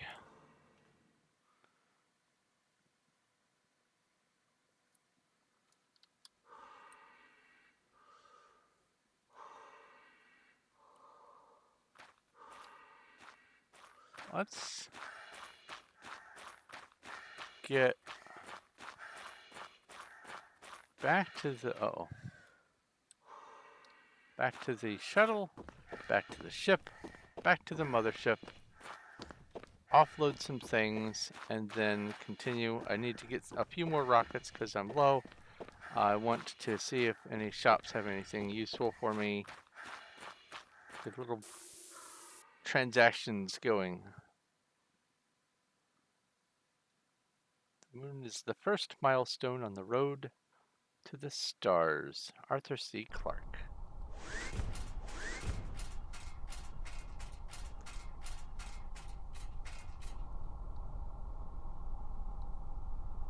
Okay.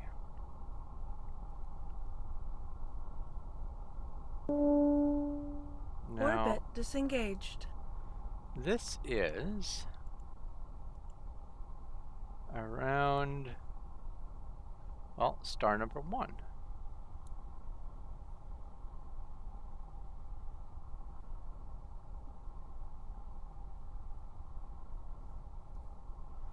Okay. Oops. Let's go mothership. Orb to mothership, and while that's Warp happening, engines engaged. I'm going to top off my drink. I'll be right back.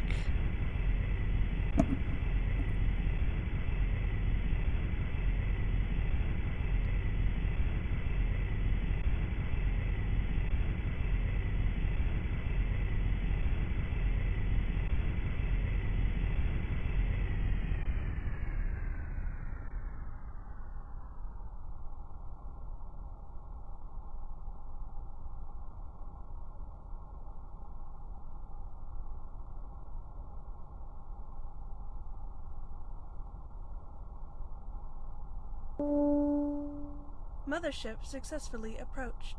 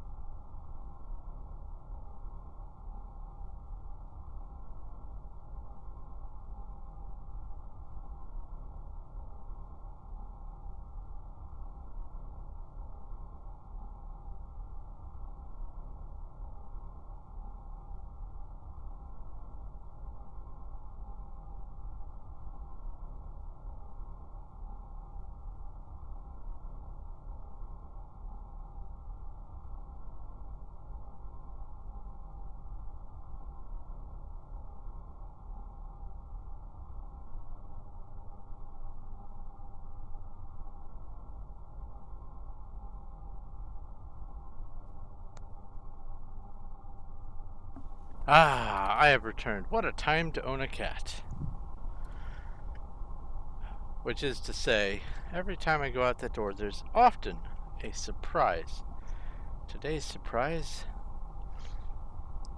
was a punctured water bottle. The cat was exploring the water bottle daintily, apparently.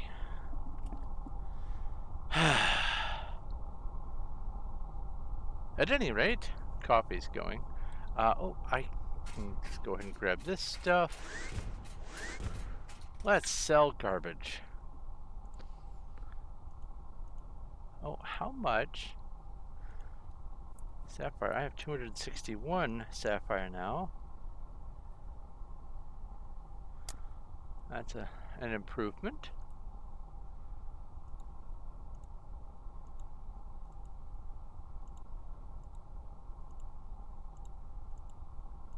All right.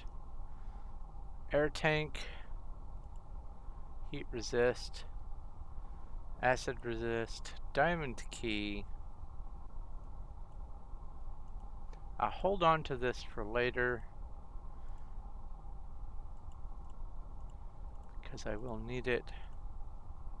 Another diamond key, I don't need that. Air tank, okay. And then radiation resist, that can stay put over here. I won't go exploring too much.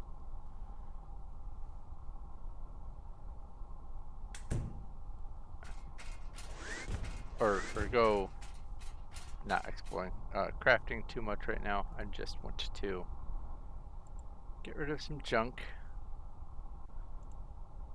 Hey, acid resist. I just got some. I do need more rocket ammo, and this guy doesn't have it, so let's go sell, sell, sell. That's a fair chunk of change. Sell, sell. Don't really need any of that stuff. Let's go into the shop. Shops plural, I should say.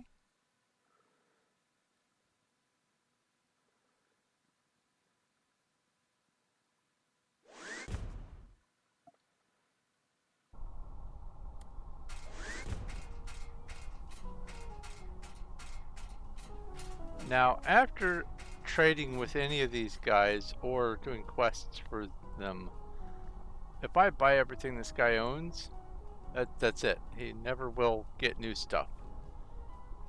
His quests, same situation. He'll be completely a dead rock. But these shops, apparently, are supposed to restock. And I'm most interested in this one here.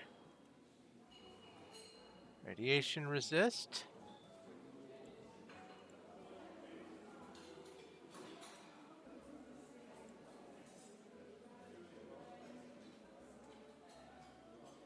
I can afford this. And there's nothing else I need to buy. But I don't know if I can have a third level backpack. I don't think I can. I'm going to try it. I'm going to purchase. Cannot afford this item. What do you mean? I bought it. Use item. My backpack has been upgraded. I had 2 slots. Now I should have 3. Alright, this is 43% radiation resist. I am at 29, so that's fantastic. Puts me over 70, yeah. Alright, now if I open my backpack again, that's interesting.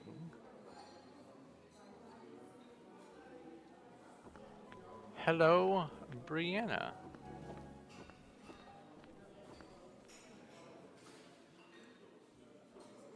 Okay, rockets. That's what I need. Buy all. Purchase. Thank you. Now, did I...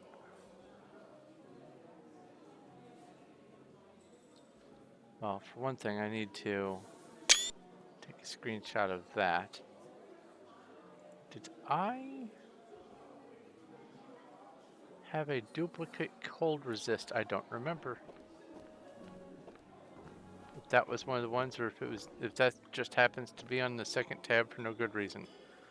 Alright, don't need any of that. I have plenty of Acnexium.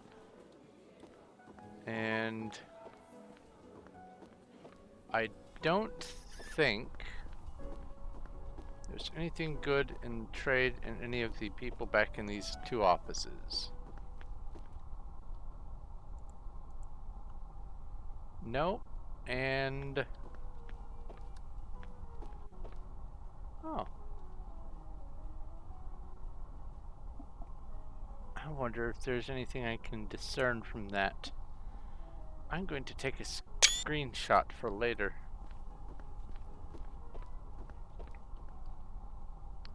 And... No. And you haven't refilled this. Oh, wait a minute now.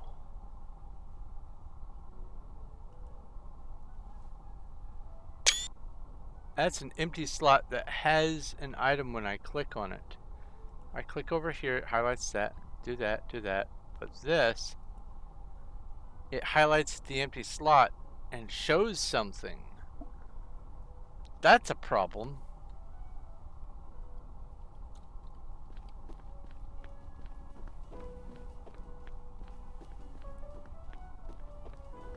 That's an obscure kind of problem, and that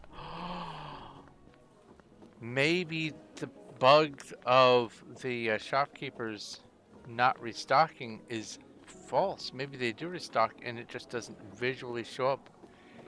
I've never considered clicking on the empty spot before, so maybe it did restock. Oh no, that might make things even worse.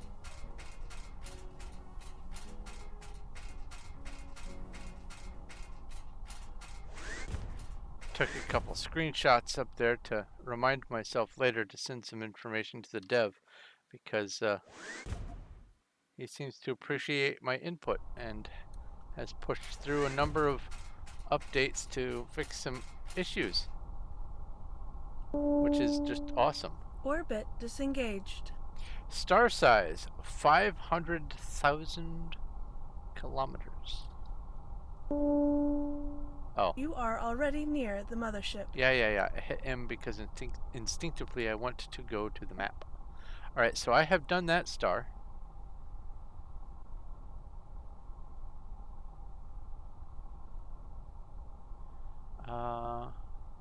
I should be able to... Oh, there it is.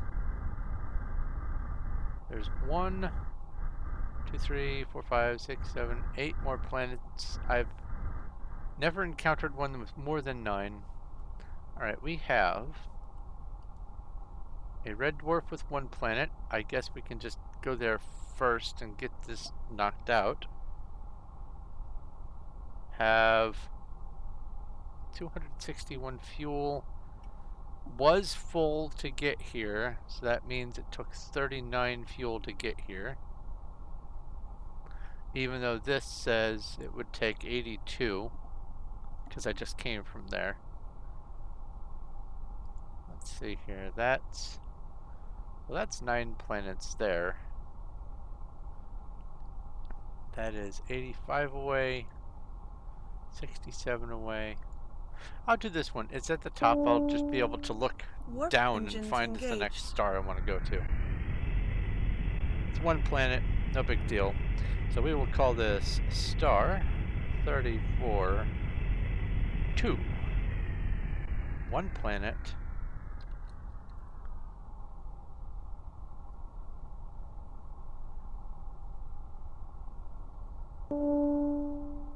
Star system successfully approached. And it is Solar engines engaged. silicate rock with ozone, so that's O3, and frozen water. Frozen water probably has no life. Orbit established. Proceed to hangar bay. Do I need to offload? Oh, that's right. I need to see if I kept this cold resist unnecessarily. No. Good. Okay. That works. Oh, let's use this so that I can reload my rocket launcher.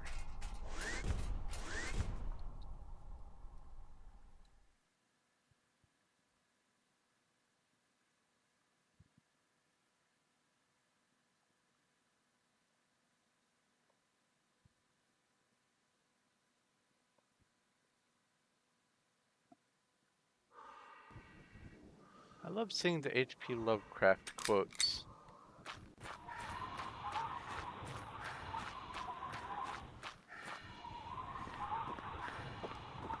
Why is it so pink?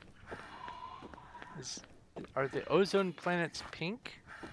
I'm gonna make a note here. It says pink.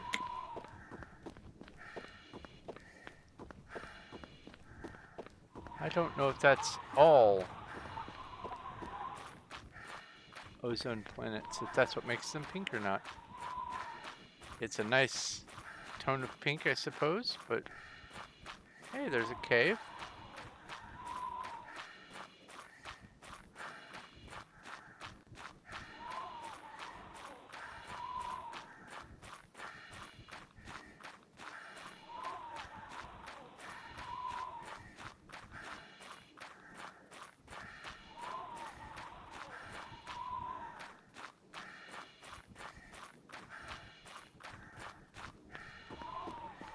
Space Subnautica. I would say this has more the vibe of space far sky because of the general simplicity, the uncomplicated, and which is not a bad thing. The uncomplicated expectations and interactions. Minus, of course, the starving aspect. Let's get some more air.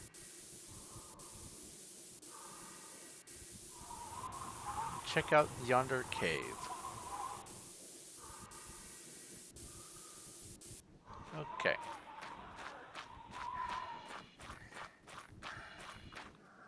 I need to stop sprinting.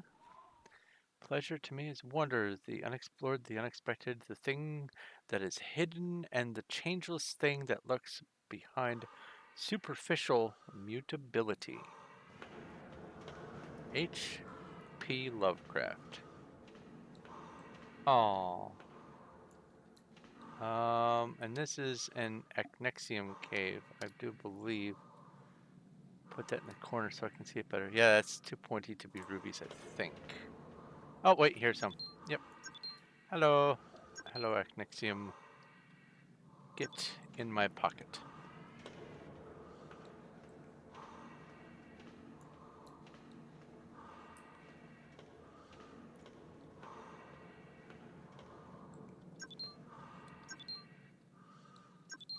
Now, for sure, after this one, I'll have probably more Acnexium than I'll need.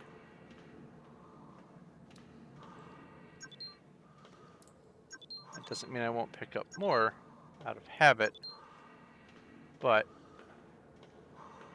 I definitely don't need to be worrying about running out. I already have from just this cave 119. I've only spent maybe well, 75-ish for that round trip to the mothership. And I already had, I don't know, 600 something. I think I'm good.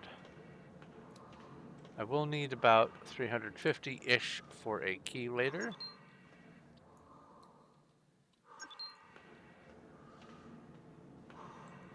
If I find such a key dungeon, that is.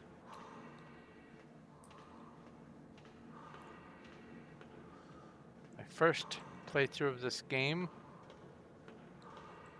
I found all the dungeons except the Ruby dungeon.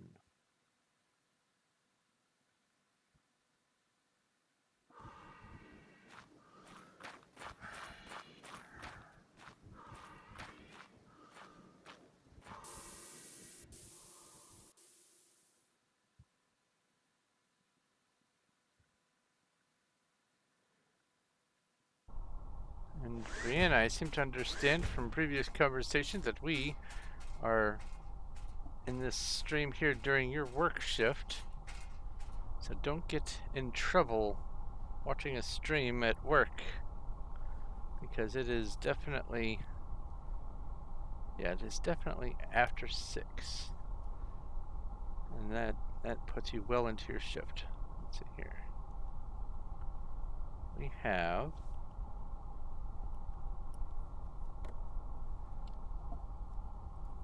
a new line on the paper. If my pen will cooperate. That's star number 2 done. Orbit disengaged. Star number 3 is going to be, well, this one's on screen. Let's do this. It's a red dwarf with 9 planets. And I Warp engines hear engaged. in my brain the music from Red Dwarf. Every time I see Red Dwarf in this game, I think of Rimmer and all that nonsense. The episode where everything is backwards. Oh, what a great Star show. system successfully approached. All right, let's go ahead and go 1, 2, 3, 4, 5, 6, 7, 8, 9. Depending on how things go, probably we'll only be able to do a couple more star systems today. We'll see. All right. Solar engines engaged. Silicate rock, no atmosphere, no liquid. That is the no atmosphere, no liquid is going to be a fairly common thing, except on gas giants. It'll be some atmosphere, no liquid. Orbit established. Wait. Proceed to hangar bay. Daytime. I was going to make some heat resist, but meh.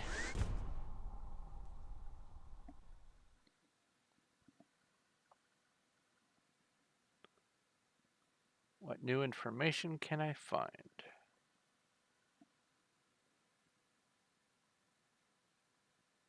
Already, this is a new planet on the planet Dex. It is a no atmosphere, no liquid silicate rock planet. And it barks loudly.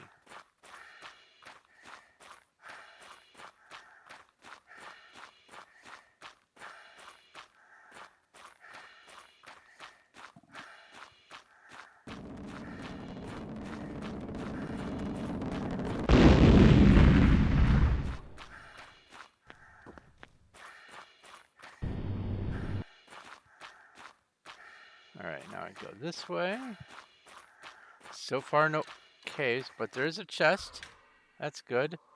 Sellable acid resist. I don't need acid resist. I have full.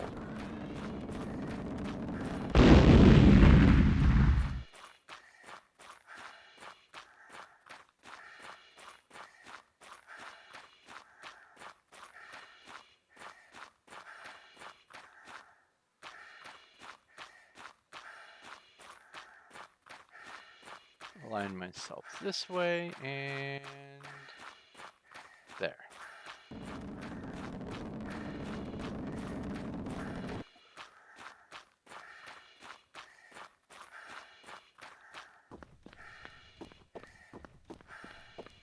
woke up today with a little bit of a crick in my neck. I apparently, in the middle of the night, rotated in such a way that my head was sort of sideways against the headboard.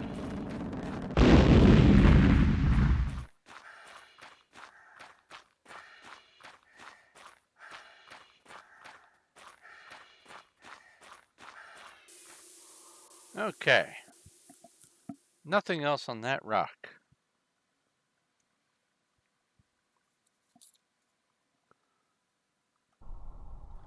Next planet.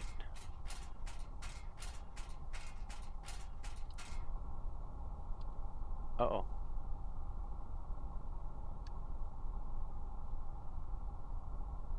Is that a dangerous UFO? Orbit disengaged. Where'd it go? I saw it.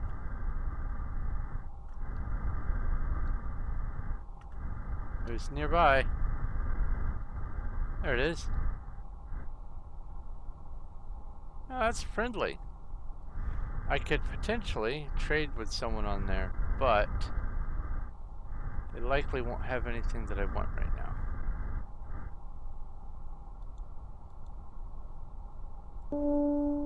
Alright, Solar metamorphic. engines engaged. We have nitrogen, and then we have frozen sulfuric acid.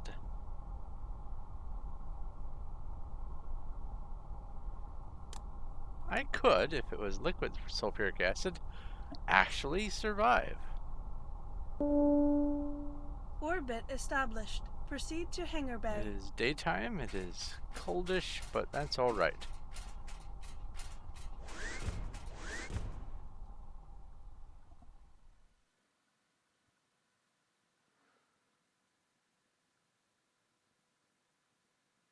Unfortunately, these previews don't always match, or seldom match the planet you're about to go on. It's just a random picture. So you see the lovely vegetation, and then you go, rock is rock. Very green sky on this world.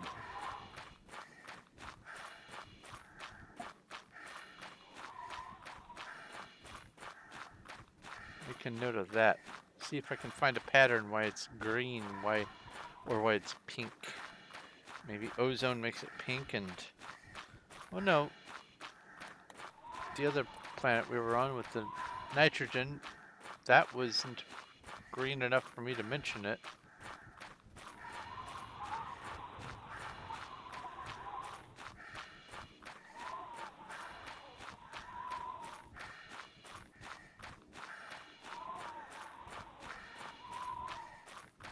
No caves thus far.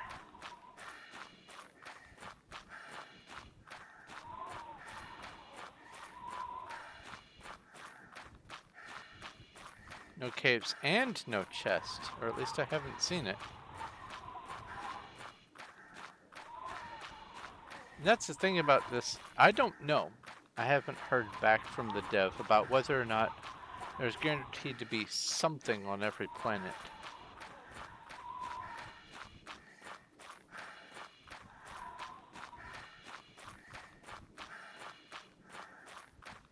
But this is a new thing.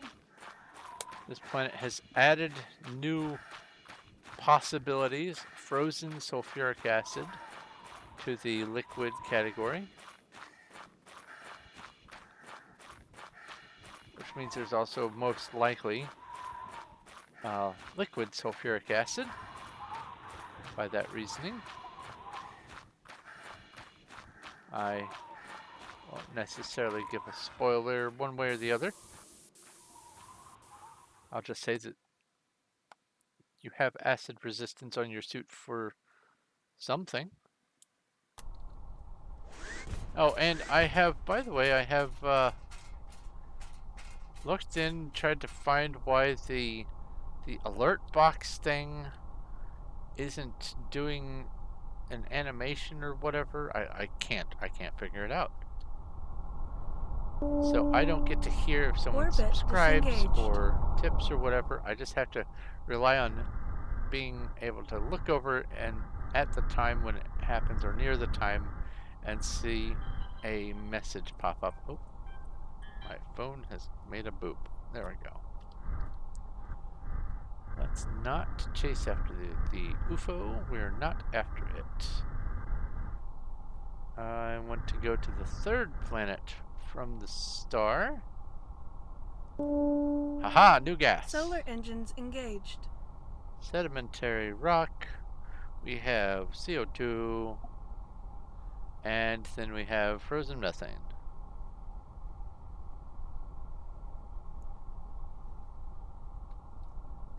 I think if it's frozen methane,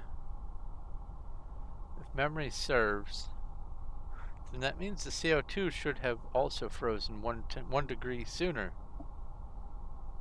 That's okay. Orbit established. Proceed to hangar bay. This is obviously a partially fantastic universe because Acnexium.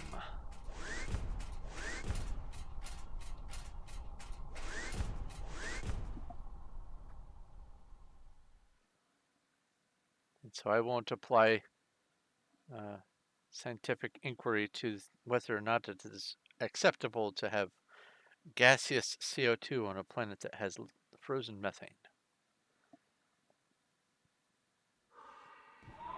I will mention it, but I don't care one way or the other. It makes it have more charm.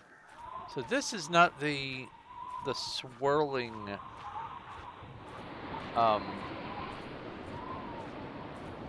snow debris, whatever, that I was talking about earlier in the stream. This is a different one. This one's okay too, but okay, I found a cave, but it is an example of one of the other kinds of weather types. Now I come over here. Oh, there is cave number 2. Don't want to go in just yet.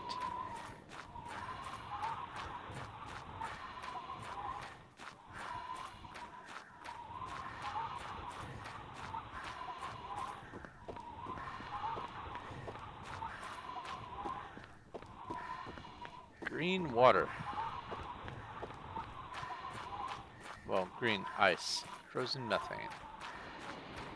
Ah, and there is a third one. Let's go get some air and go start exploring a cave.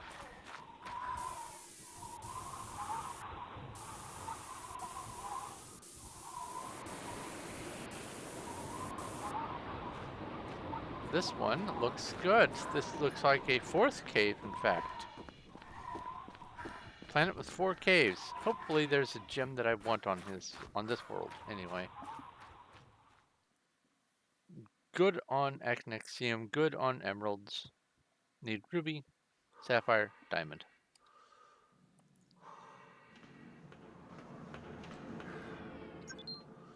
We have sapphire, so this planet should, with having 4 different caves, this should pretty much satisfy my need for sapphires, I think. Uh-oh. Nothing in there that I need.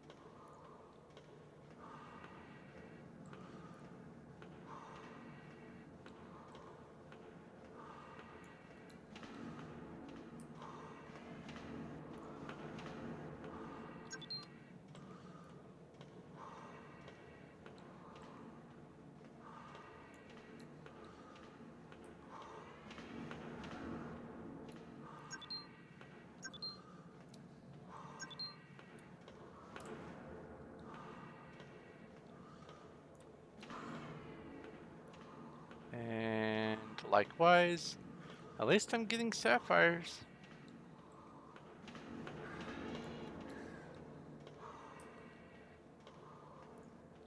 I shouldn't keep sprinting, but I'm eager. Let's get back to the ship, or get back to the shuttle, get some air, go on to the next cave, and try to get all 4 of these done. Get these sapphires. Uh-oh. Whirlwind, twister, tornado, whatever you want to call it.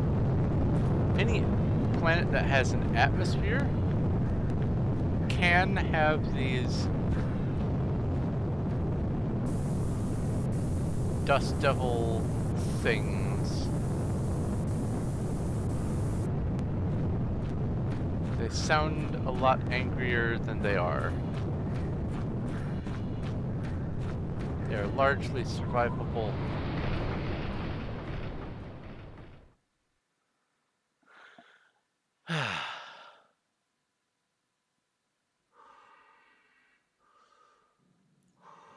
Okay, give me sapphires.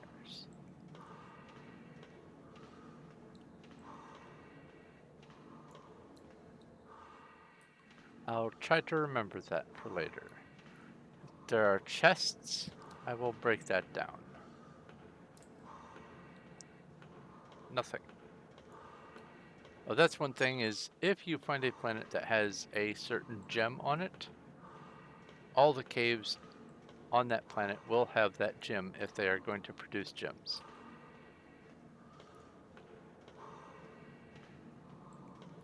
So it is 100% certain that if there is going to be a gem in any of the other 2, then they will also be sapphires to scratch that sapphire itch. Sapphire itch. That sounds like some kind of an STD. What's wrong with you? Why'd you take off work yesterday? Oh, I went to see the doctor for the sapphire itch.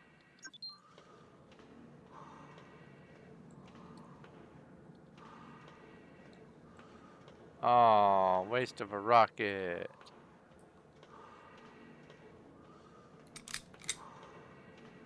That's okay. Let's see if there's tornadoes still.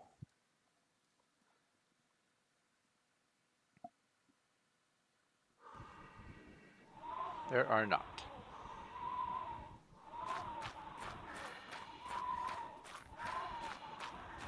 Go to that cave next.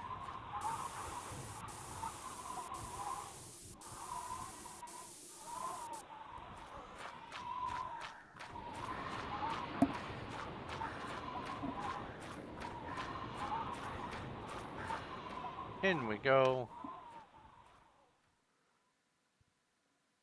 So I was watching some videos earlier today. Apparently, there's a sequel to The Forest, which was graphically an interesting game. Came out some time ago. Had a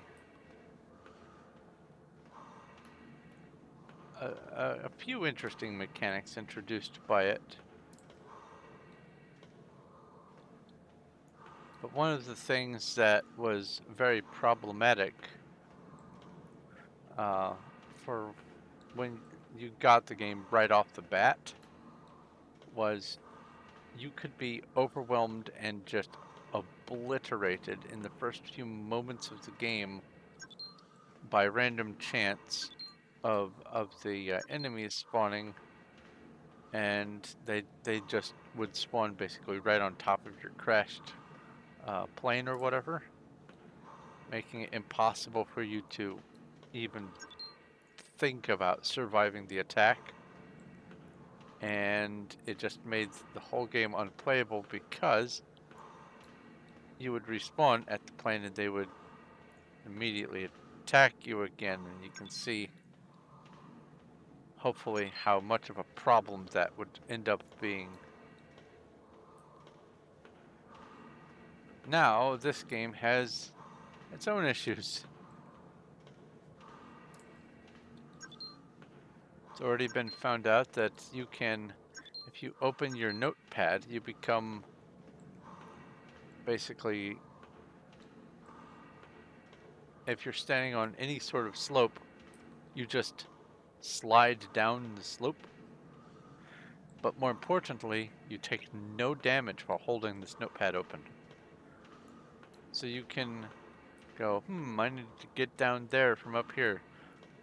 Best open the notepad. And then down you go. 0 damage bobsled.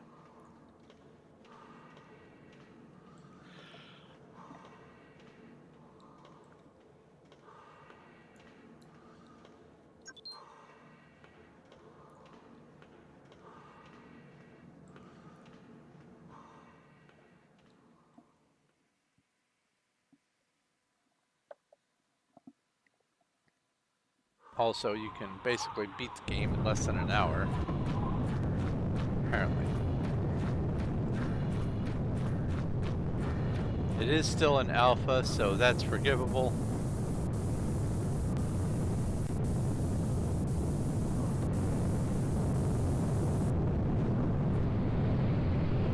Let's go.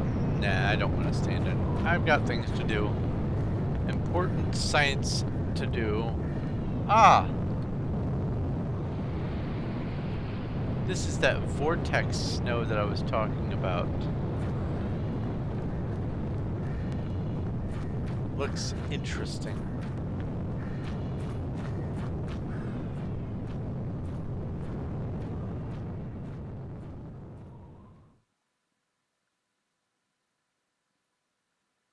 Get more gems with Archie. Oh no, is it Taco Tuesday?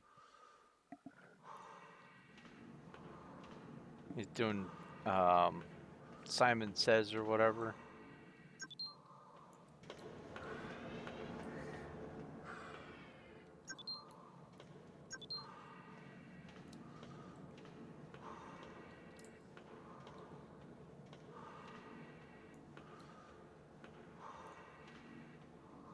Or RGA says, I should say.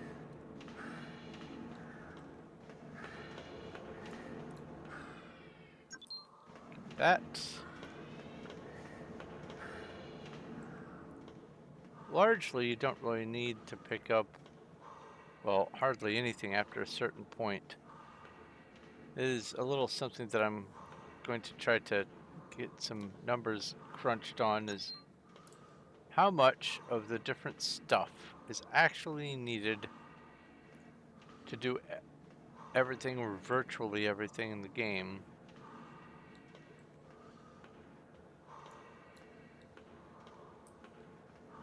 I think it might be interesting to find out.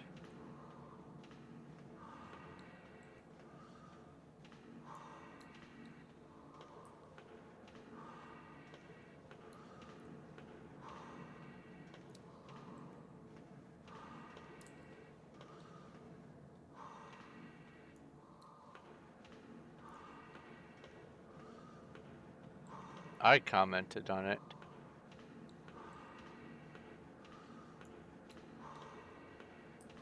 Wait, you mean the post about you getting walloped and then RGA actually taking all the thorns damage?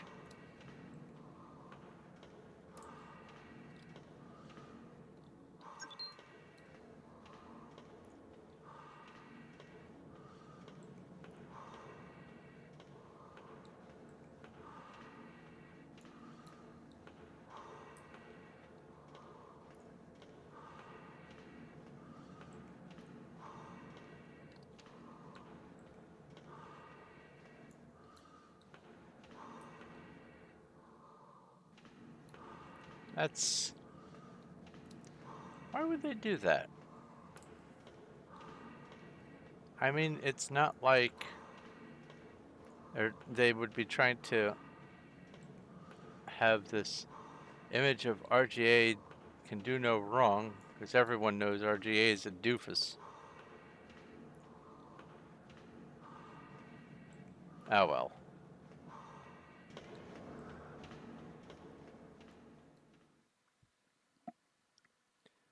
Okay, was that the last cave? I don't see any more red. Yep. 4 blue triangles and 1 green. Planet complete. Let's see how much.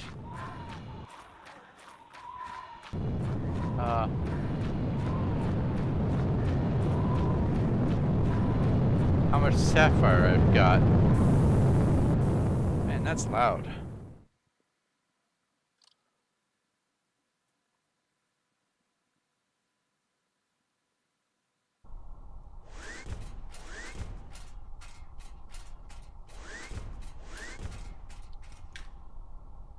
Put you over here. I now have 389 sapphire.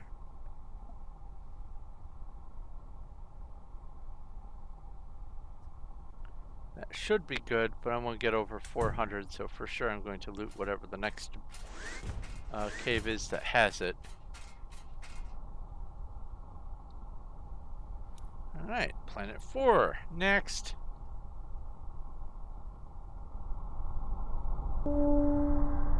Orbit disengaged.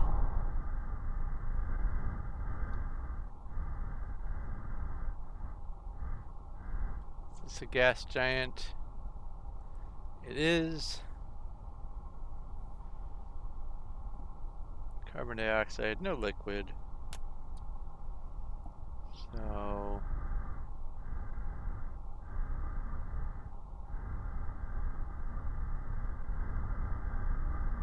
next planet out is on this line here. Should be here. Come on, Crosshair, find the magic spot.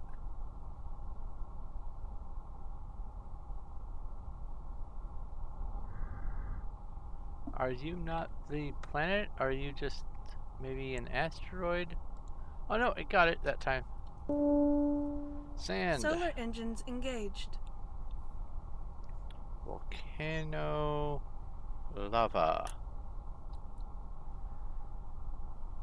That's going to be a common one for the volcanic, is sand.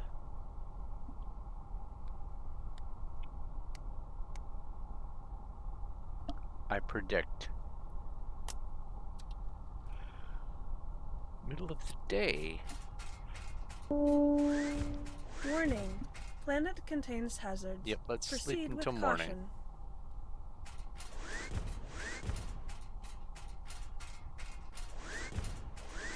I find it funny the amount of time you actually sleep. It puts it almost a full day cycle.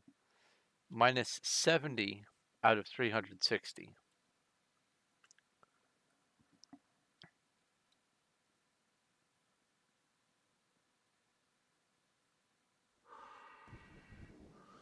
Alright. Mark the shuttle.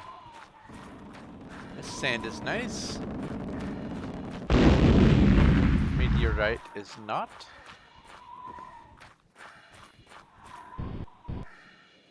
Low gravity. I can bunny hop the world. I believe I can fly.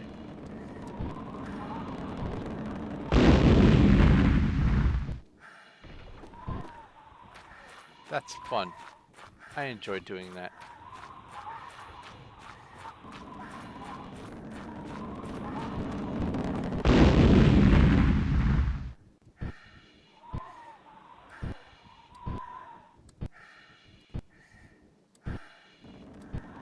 I'm not thinking I'm going to find any caves on here, or if I do, there's going to be one in that lake there.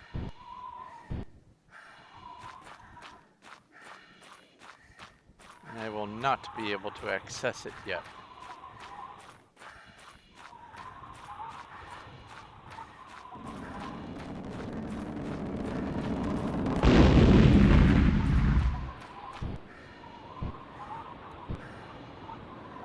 We...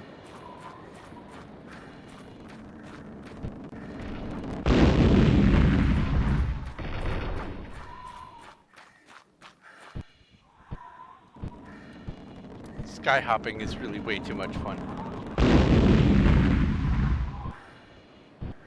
I can see everything. But that's what I was talking about. The two different levels of render distance. It sort of comes in hazy and then it comes in solid. Alright, yeah, there's nothing. Nothing at all. Next planet, please.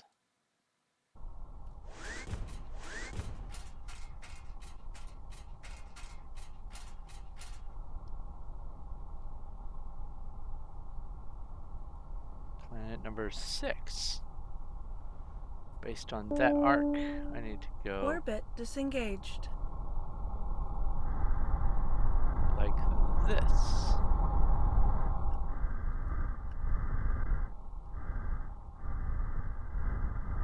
There should be 4 planets remaining.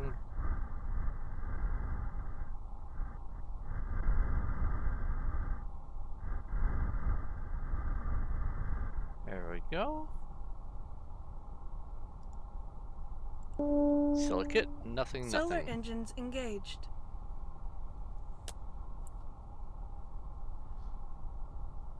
See, I'm hoping to find ruins to show at least the first one today, because the inside of the ruins are their own little thing.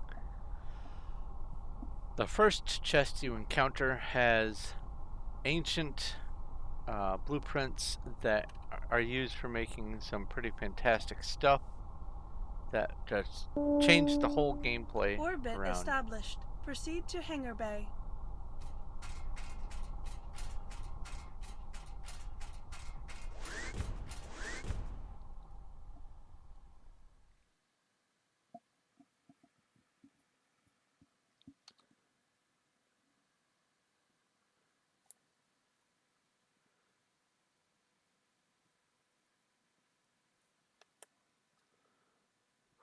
I've never found a planet that lush, by the way.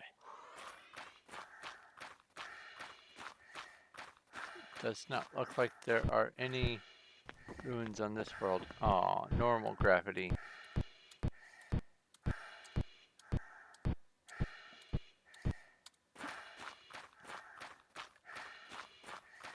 That's okay.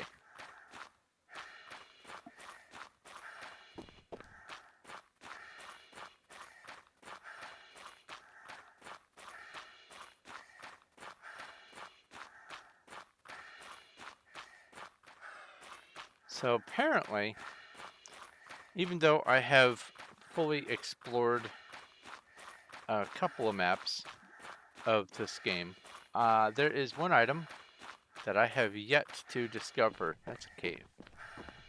I'm going to go ahead and put that on my map. Or my compass, whatever. There, now it exists. It is a thing. And I don't have any information about what it is. So I'm just going to have to find one on my own, but apparently it is only obtainable at a certain place, and I have been to that place and inspected everything that there is to inspect, and there is another cat hair on my hand. And I did not find what it is. So I don't know what it's meant to be, what it does, how useful it's going to be, but we'll see.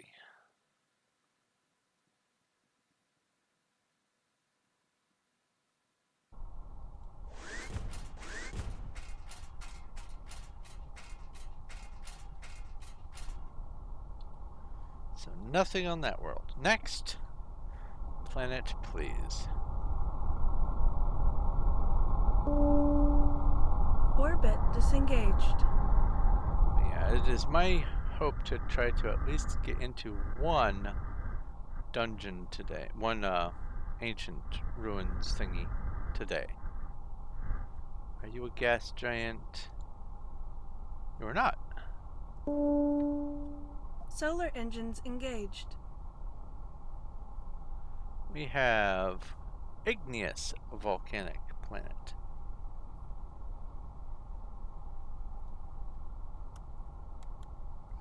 So far today we have found metamorphic volcanic, sand volcanic, and igneous volcanic. Gotta catch them all though. Hey, it's a It's that friendly UFO. A trader. Oh, I could get buried treasure from one of them. Maybe I might go talk to them after I'm done doing all the planets, if I remember that they exist.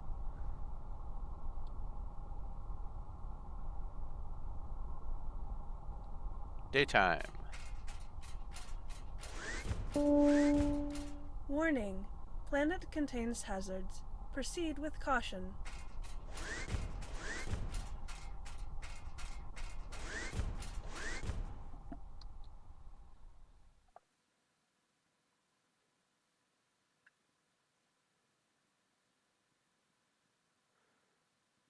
Big barrel trees.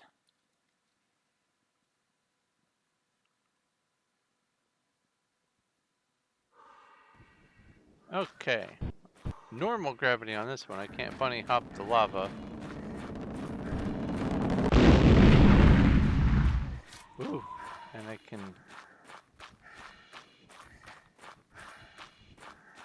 also not bunny hop the meteorites too well.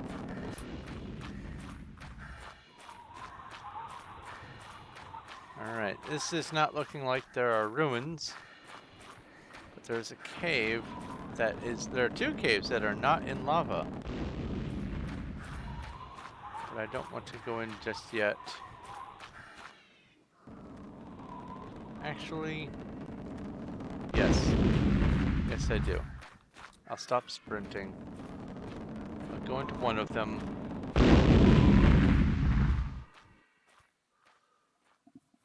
Because I will still have spent some oxygen to get here anyway. Let's just go ahead and investigate it. What do we have?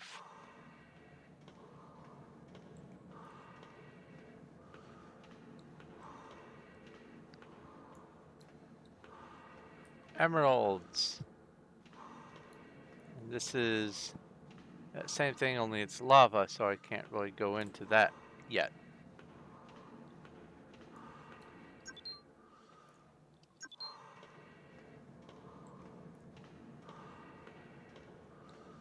So I'm mostly going to be looking for some of these. Well, here's one now. Take. I have some oxygen, so I'm not as concerned.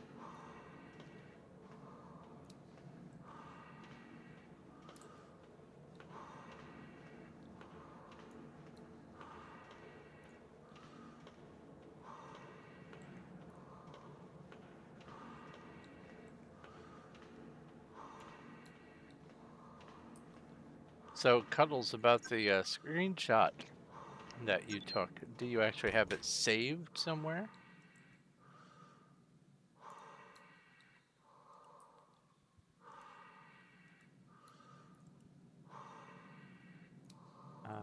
Don't need the acid.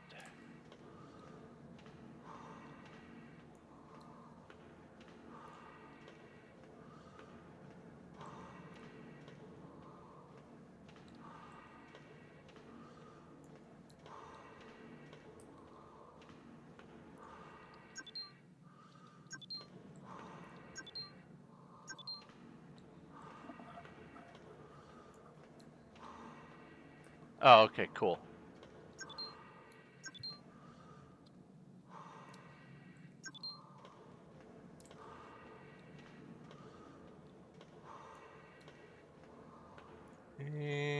Not worth it. It's an emerald. I mean, there was a chest.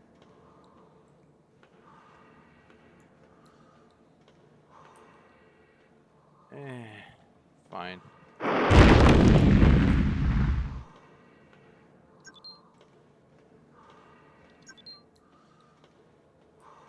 Yep, there's a chest. That was worth it, I hope. What did we get? Deflective. Oh, you can learn how to make deflective. That's neat. And then some more mercury resist. Let's go ahead and use that. Now my mercury resist is up to 87. Getting there. I shall soon be able to withstand anything.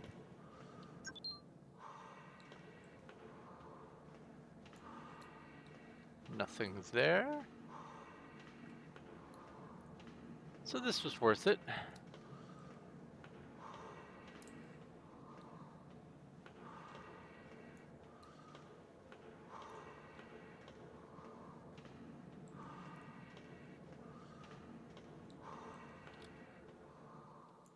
Give me the shiny.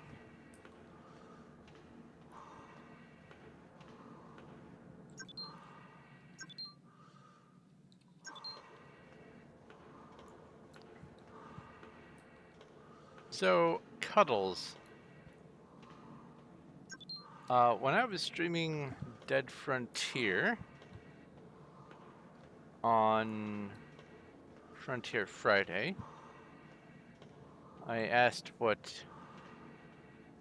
your least favorite zombie type was.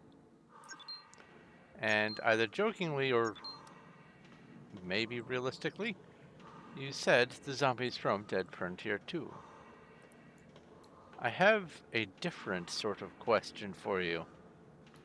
What is your least favorite horror, either movie or series or category? What is your least favorite of horror in general?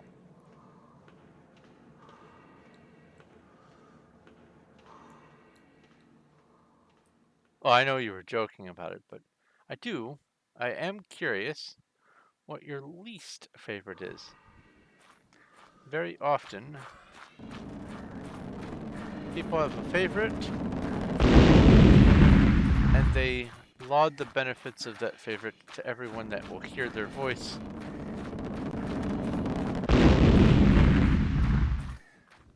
But then when it comes to the matter of their least favorite, it takes some special coercing to bring the subject up, unless they are very, very insistent that, oh, this thing is just the worst.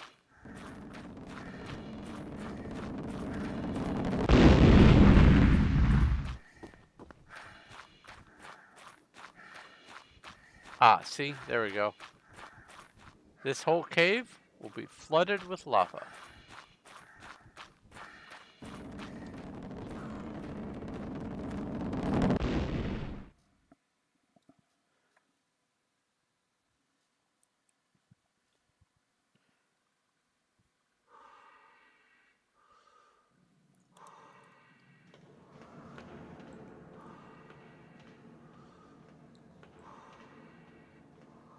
Probably won't find any more chests. Okay, let's pick this up. Not likely to need it. But I'm a bit of a hoarder when it comes to video game loot. Nothing. I don't really have one. Nothing in there. Nothing. Nothing. Tra-la-la.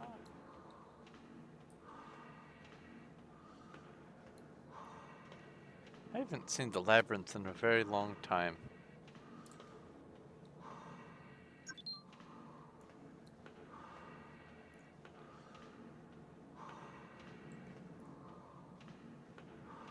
Nope. Tiny emerald.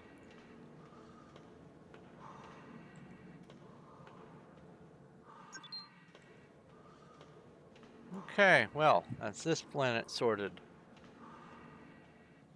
Then we have number 8 and number 9, and there might be enough time to squeeze in maybe another star system or two. We'll see.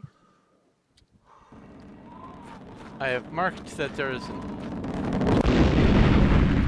yeah, did you see that? That was almost a direct impact and almost no damage. I have marked that there's an unexplored cave on this planet for future me to investigate.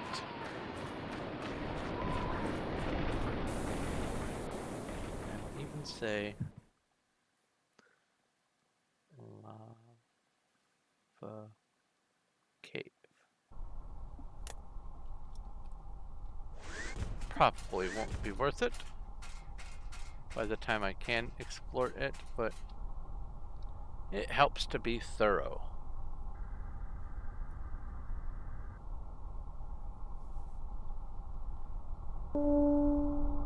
Orbit disengaged.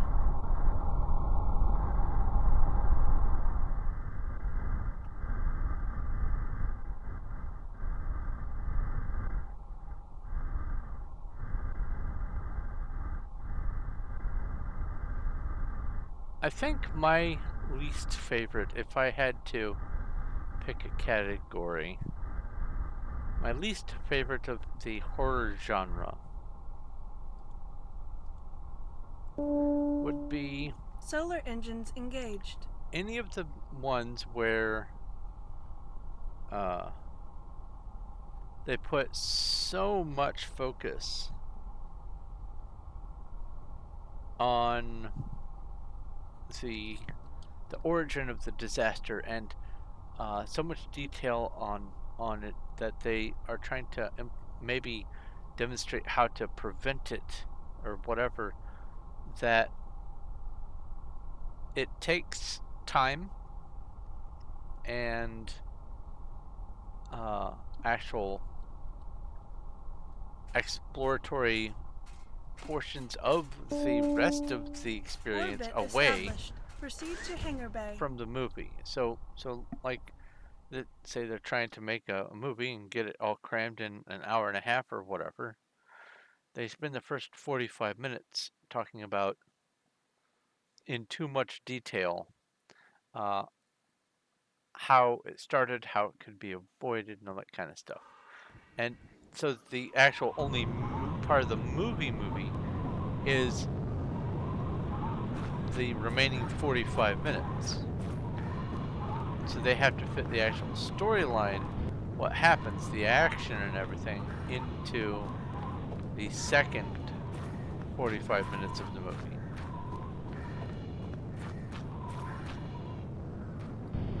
Those are ruins. I see ruins on this planet.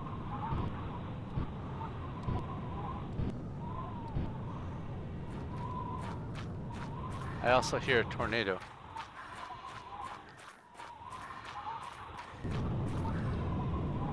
Come on, give me that. Yoink. I wish I could merge spacesuits. Take one, add its stats to another one. Basically cannibalize it. Ah, there's a cave here. So these dungeons are supposed to have a chest nearby with the schematics for the key. And this is an emerald key. I have enough emeralds that I could get in here. Let's see here.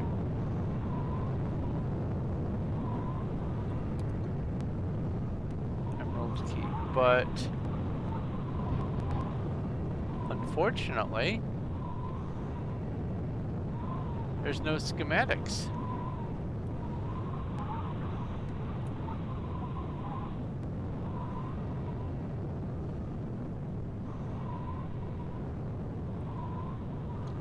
Revisit that. I mean, having a story in a movie is great. It is. Don't get me wrong about that. Having the reason why things are happening is important. And, oh, I see another cave. Get that on my map. But, I guess it doesn't matter if it's on my map or not. But, and this is coming from me, who takes a long time to get into their videos that they put on YouTube. I'm quite aware of the fact that the first half of my videos, a lot of setup, and then I get around to my project, and then I spend a little time updating the project, and then finishing it off. I think this is diamonds.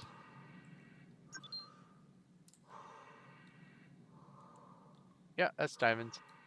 This planet's nice. Definitely need me some diamonds. Because now that I am getting diamonds, I can make that diamond key. Ah, my ear. Ah, tinnitus. Love it.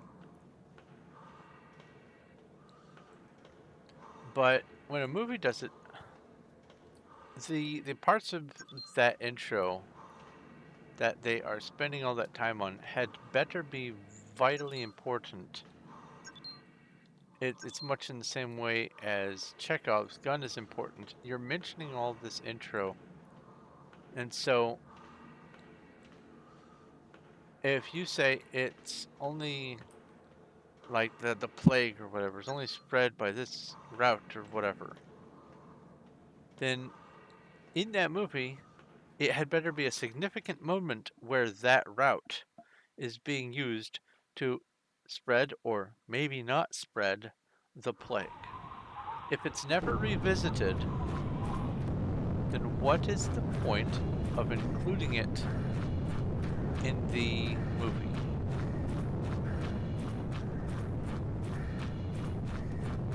I'm watching a movie. I'm not watching a history. Just my perspective.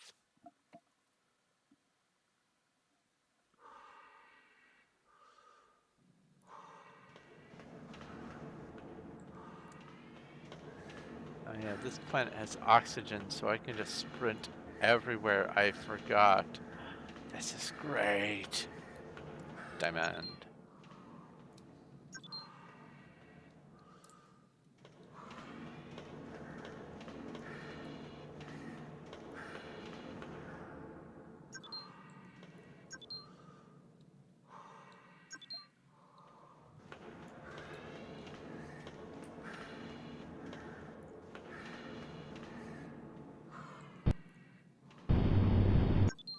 Haha.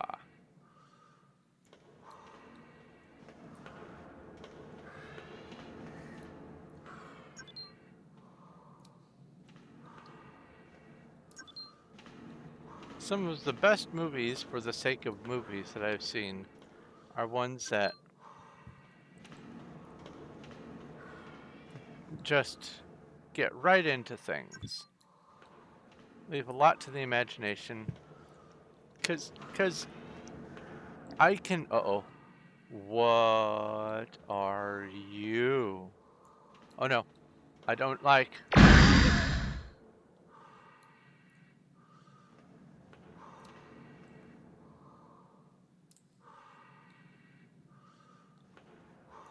Nothing to loot? Cause if it was a book, obviously, use the pages to give the backstory, because if you're reading a book, you're there for the long haul anyway. But in the movie, don't tell it, show it. Don't don't tell me a story, show me the story. Make at least the back information be enjoyable to view, not just, oh yeah, I understand the scientific reason why. Who cares? Give me a story in picture form.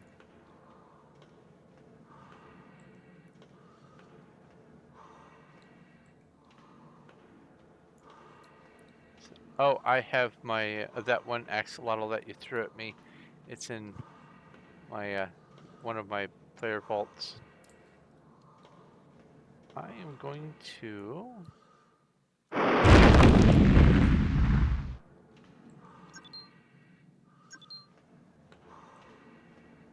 do that.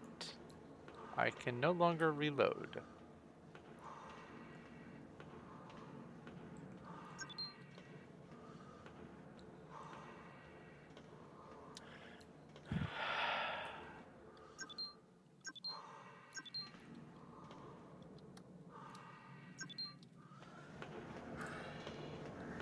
forgot I can sprint. Zoom.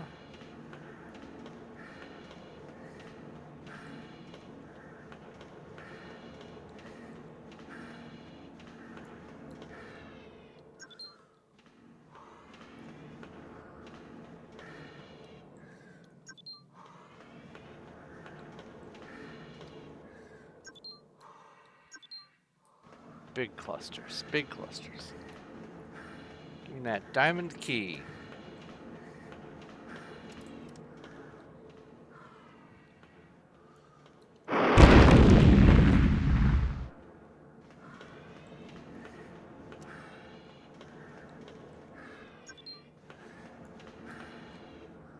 Oh,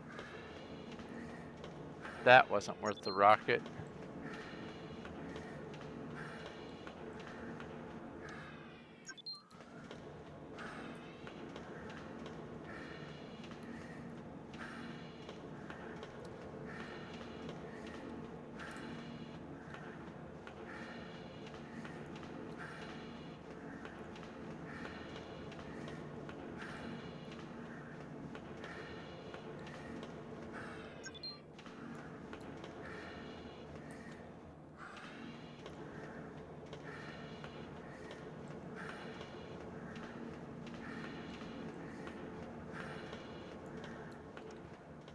A blue one.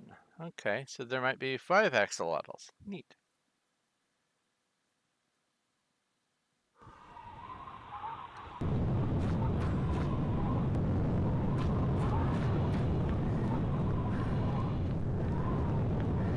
Okay, so when I find the schematic for an emerald key dungeon, I can come back to this world.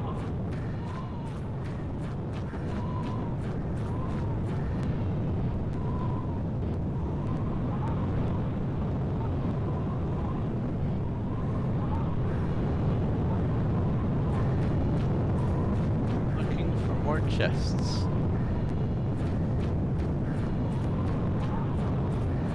Hello. Give me that. Bye. Being chased by a whirlwind. Sort of.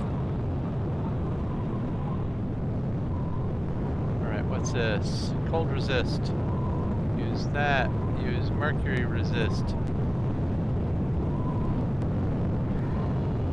I used mercury resist. It was very effective. Actually, I think it's basically everything on this planet.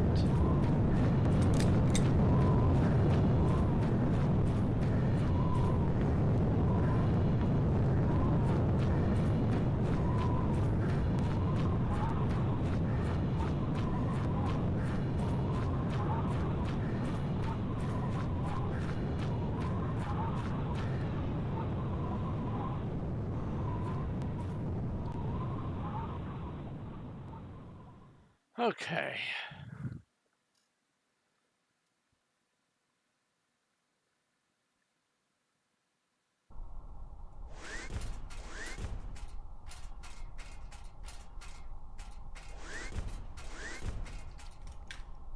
Now, how much diamond?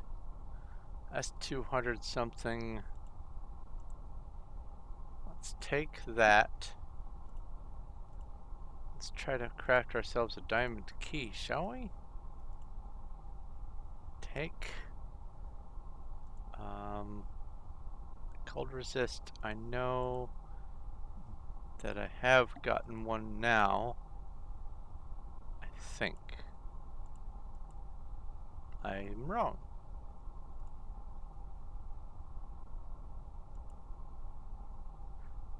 Oh. Right. That's a different page altogether.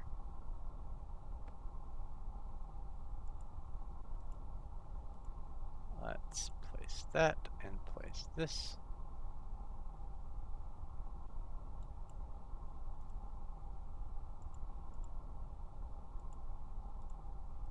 Place. Use. Place all. Place item. Take item. Now it's in the first slot. That is definitely a quality of life thing that would be great, is being able to take this and move it to here.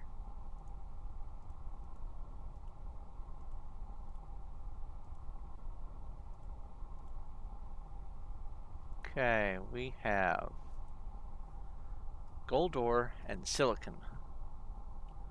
And I know that I've got both. Take.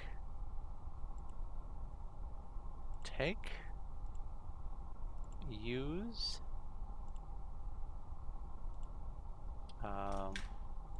Put this away.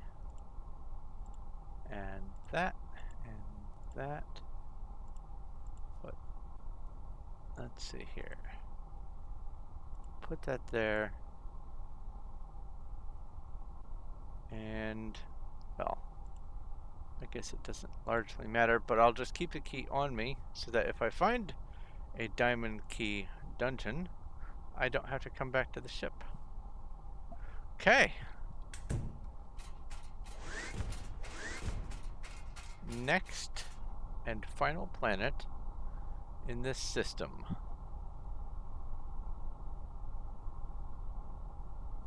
How much do I eat during stream? Orbit disengaged. Typically, nothing at all.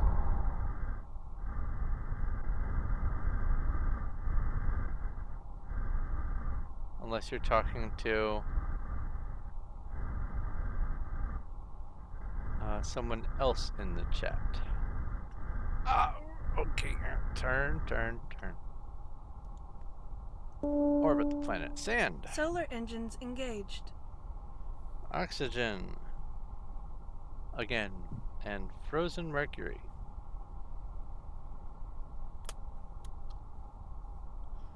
Very cold. Okay. So let's see here. You found a brown axolotl. Orbit established. Proceed to hangar bay.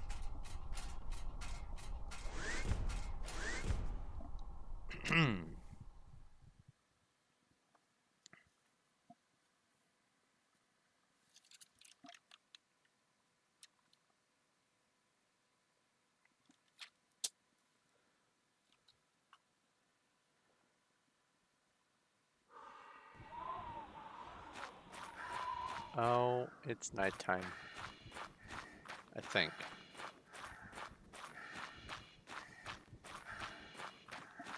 That's okay, I'll just use the map.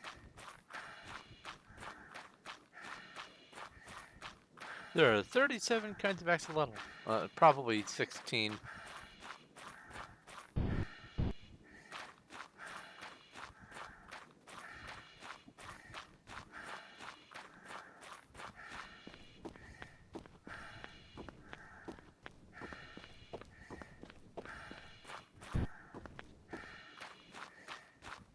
Now I go this way.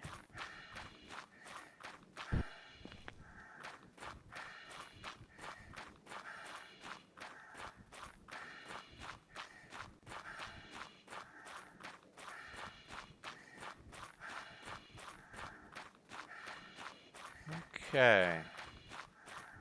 It's looking like a totally dead rock.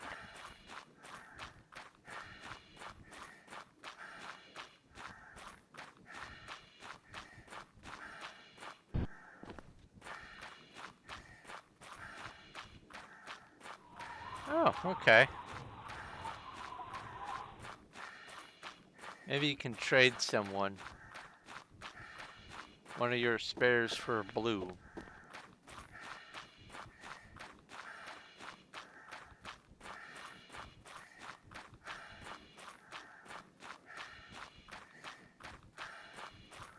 Yeah, there's just nothing going on this rock. Okay, let's head for the ship.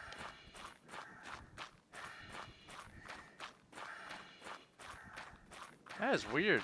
Planet with oxygen and no life?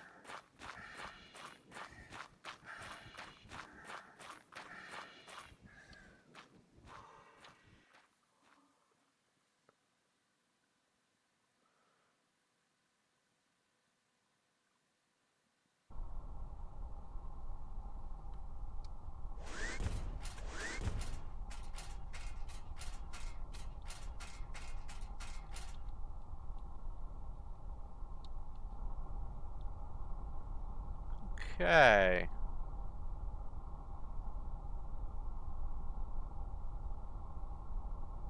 Let's find another star system. Orbit disengaged. I mean, I could. Actually, let's see here. I could realistically go back to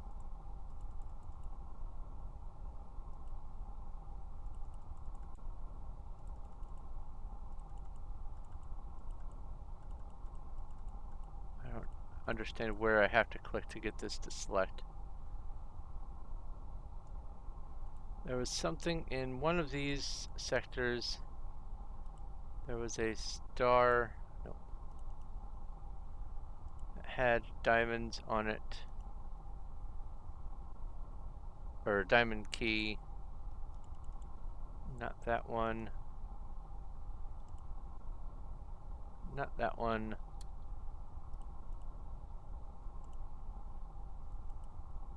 No. Actually, I may... Oh, did I actually not write that down? Oh, no. I may not have written it down, but I thought I found a second one. So let's keep looking.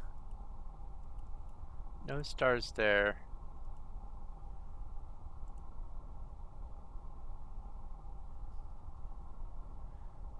Acnexium on night safe planet.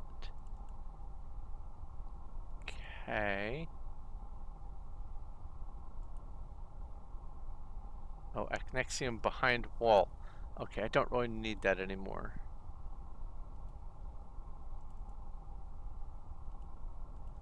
No stars of note there. What are you? Wrecked ship.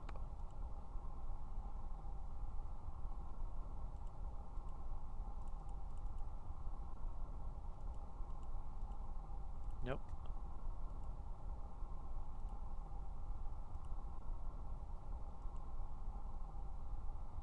That was weird, seeing the mothership like that. No stars. No stars. I need to go back and watch that stream and find out what planet that was. Because I know I have at least 2 planets that I've been to with the Diamond Dungeon. Oh well. It is what it is.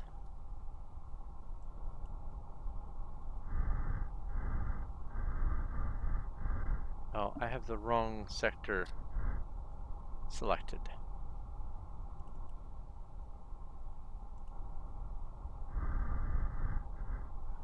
Alright, what are you? You have 5 planets. You are a neutron star. Let's see how awful this is going to be. Warp engines engaged.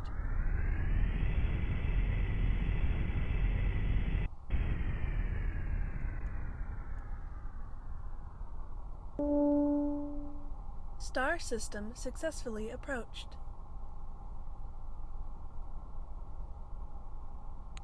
Okay. I don't see anyone attacking me immediately. That's good.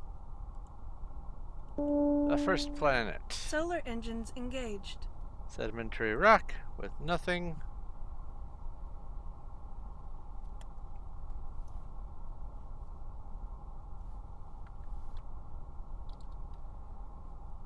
I just want to find one artifact today. I mean, I want to begin populating this spreadsheet that I'm going to make, but I want to find one artifact. Orbit established. Proceed to hangar bay.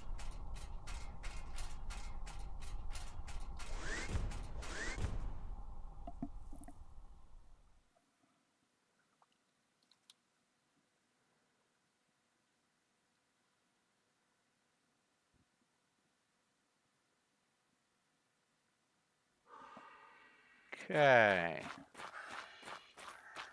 Beacon on. immediate loud screaming of the sky. No atmosphere, but you can hear the exploding meteorites. More evidence that this is a fantasy universe.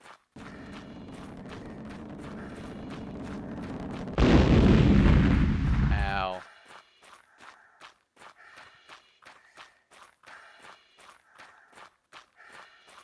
Oh yeah, that's right. You went back and looked and you posted a screenshot, but it didn't have a timestamp or even the bar. Forgot about that.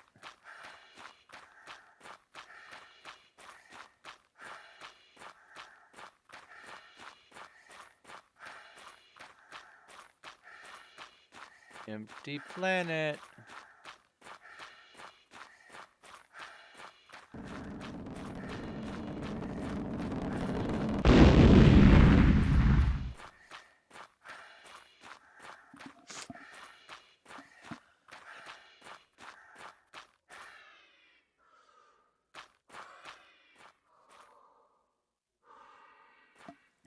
Excuse me, I had a sneezing fit. There we go. I think I muted that in time.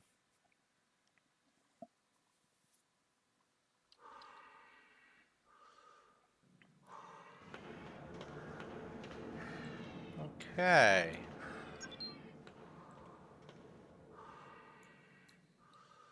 It's got a pinkish tinge to it. Either this is Ecnexium or it's rubies. My first rubies.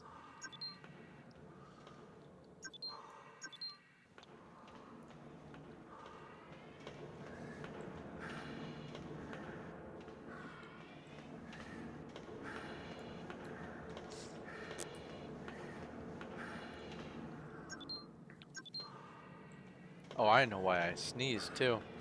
The air is permeated by that coffee I brewed when I got up earlier. I wanted to make sure that there was coffee for me for today.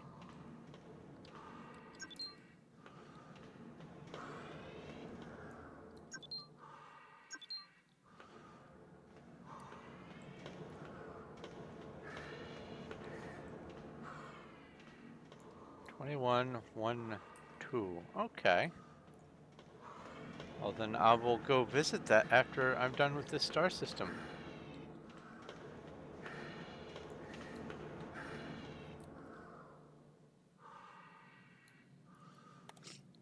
Made a note of that on my notebook, though.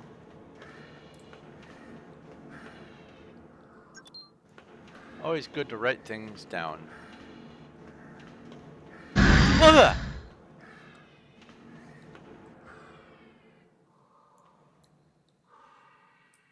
Brutal.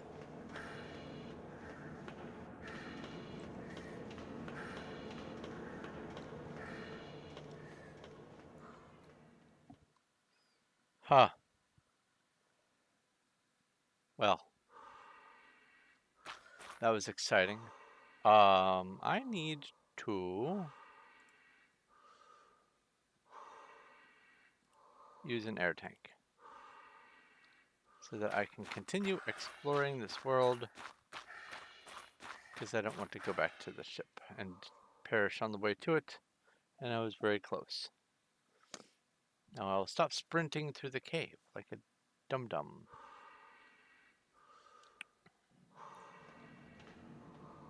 Preserve my oxygen.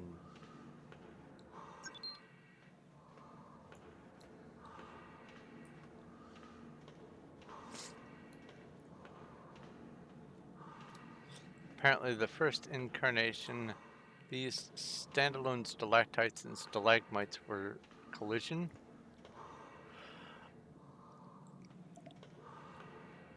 These are not actually supposed to be. They act as a barricade, but it was apparently difficult to go through, and it was one of the things that was changed. There are a number of hitbox related issues that have crept up with this game, but that does not take the charm out of the game, especially because the dev is still doing work and fixing things and updating stuff. It's a lovely game. I like it.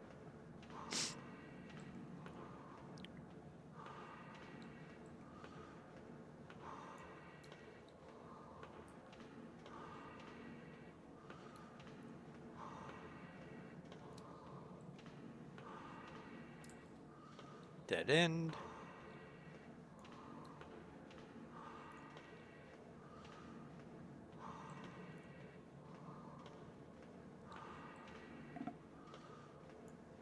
Yes, absolutely. Thank you, Cuddles, for helping out with that.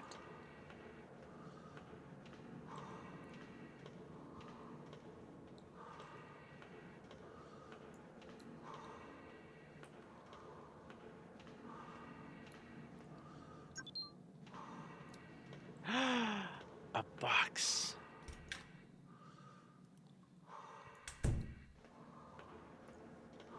A box that didn't have anything really useful in it.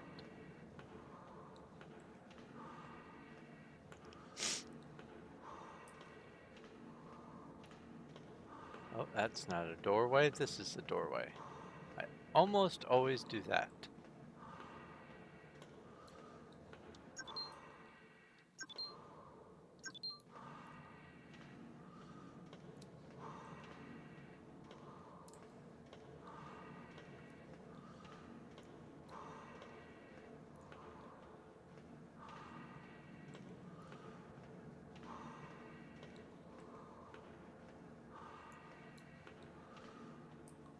I'm kind of apprehensive. I keep expecting to find another one of those living mines around every corner. Can't see it, but my leg is going boing, boing, boing, boing, boing. Doing the nervous dance.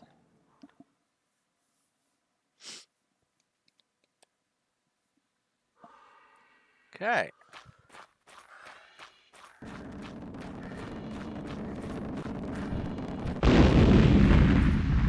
Because this planet has sapphire, or I'm sorry, ruby, and it is the first ruby planet that I've found, I'm going to do one last loop around the planet to see if I might be able to find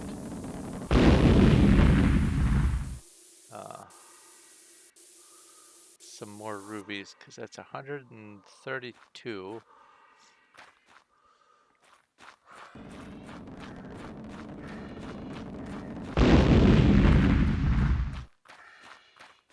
That's just under halfway to where I would like to be. That's about a third of the way, I guess.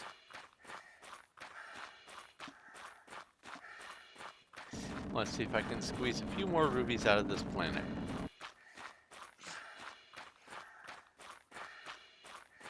Rubies are new, something new.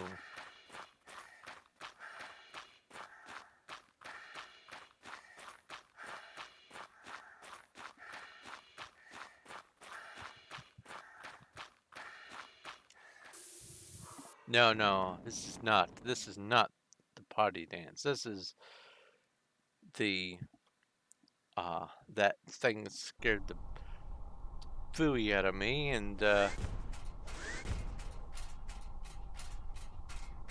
I don't want to encounter another one. Now, if I'd actually gotten up and gotten the coffee when it was ready, after I started smelling it the first time, Orbit by now, disengaged. maybe this would be the potty dance, but it is not. This is just the I almost perished dance. Hello? Solar engines engaged. Sedimentary, nitrogen, and frozen ammonia.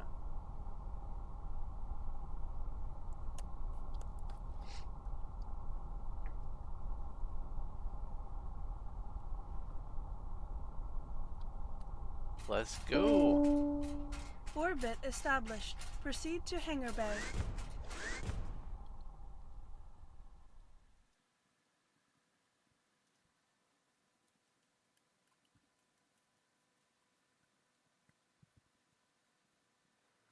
Speaking of drinks, I need to take a drink.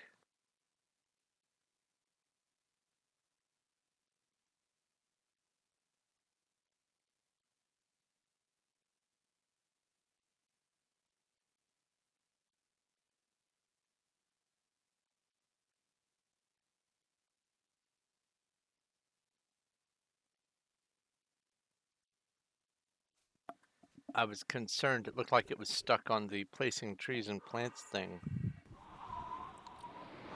So we've got a living world. So life.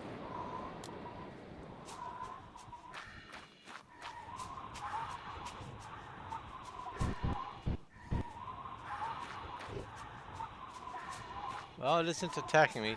You can see those creatures on the map, by the way. And you can see that that one is attacking me.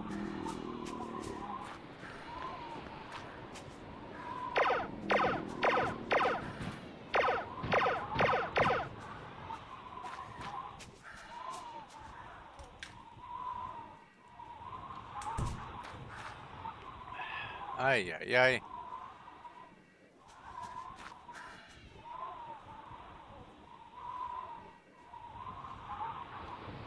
It's going this way. Ish.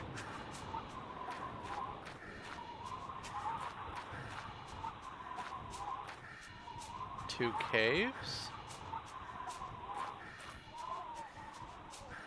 3 caves.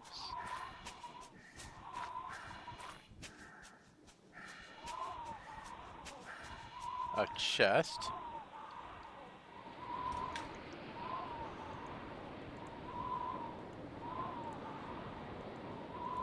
We have another air tank schematic. That's vendor trash.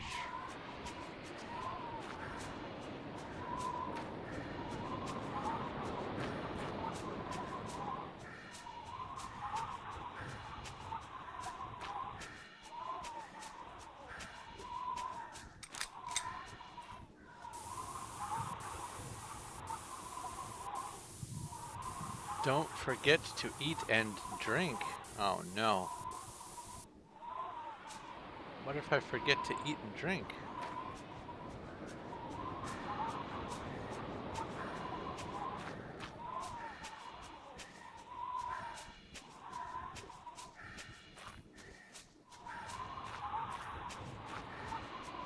What am I going to eat later? I think I'm in the mood for a sandwich, honestly.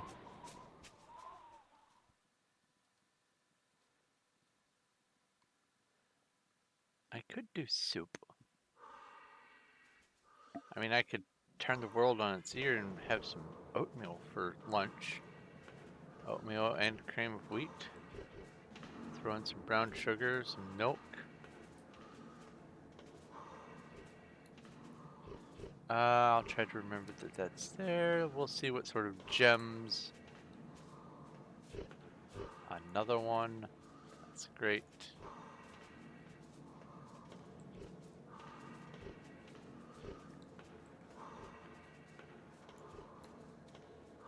Really? Everything is locked?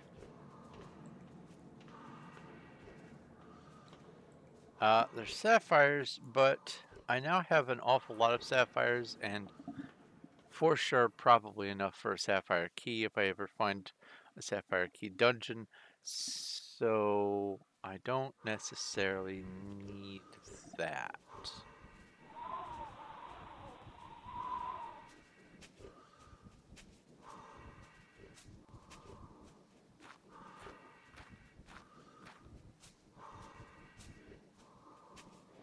There was a game, well, not so much a game, there was software where you could warp between stars, and it had this warping animation, and then you could go onto the planets around those stars, and it used the known actual star chart for this, uh, and just generated some worlds for you to visit, and it would emulate what sort of effects the different kinds of atmospheres might have, the lighting, the planetary rotations. Some were full on day, and you could just sit there for 24 hours and watch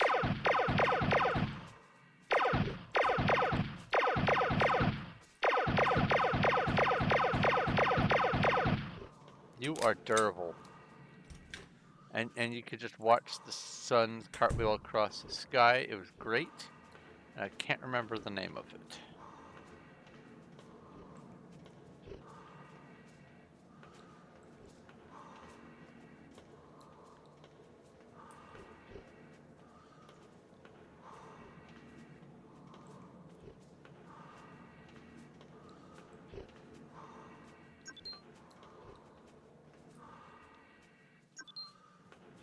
This should satisfy my need for sapphires.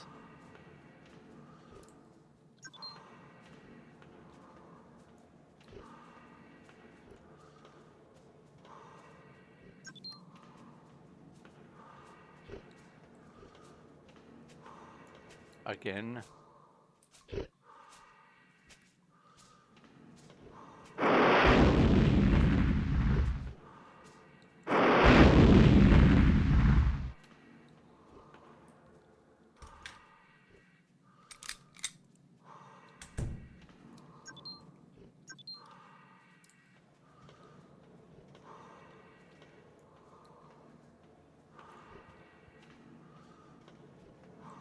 Apparently, one of my cats hears me talking in here and is pawing at the door.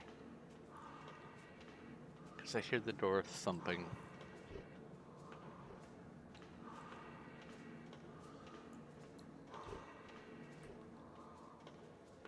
I have learned that while I am doing this sort of task, they are not allowed in.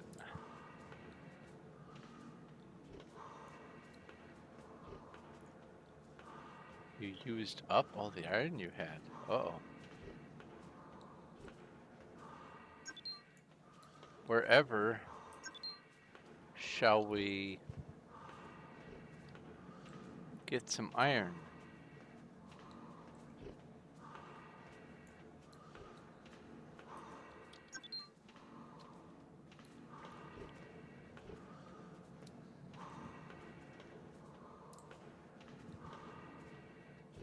I think after I do this, I think I will stream on Performium, but it'll be on Discord.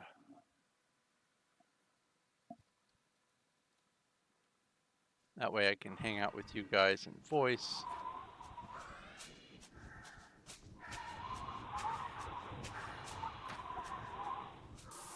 Not have to worry about keeping the action going, because I have to pause and go take care of a cat issue, or, you know, get a drink, that sort of stuff, biological needs. See, these little conical structures make me think that there should be ruins, but these are not ruins material. They're just deposits from mini eruptions.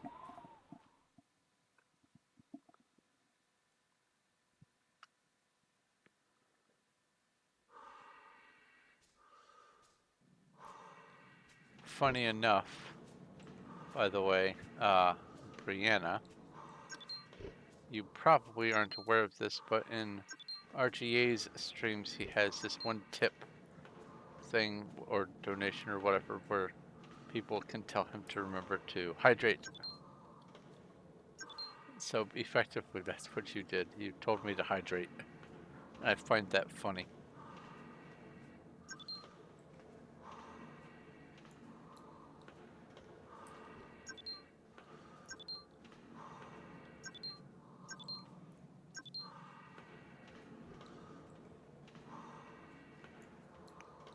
I wonder how Subface is doing. Have not seen Subface join.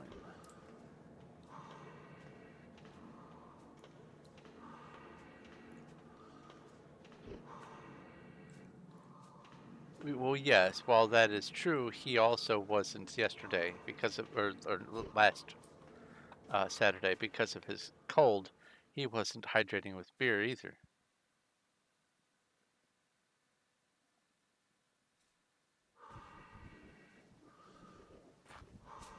He was drinking, I think, just water last Saturday.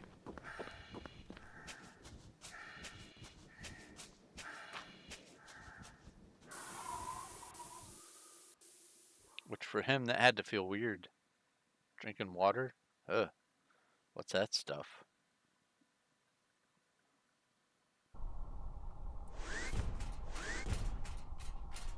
Alright. Next planet in this system of 5. This will be 3 of 5. Not to be confused with 7 of 9. Orbit disengaged.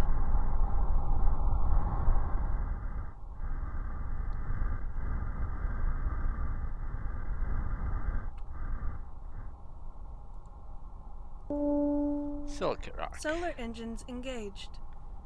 Oxygen. And frozen mercury.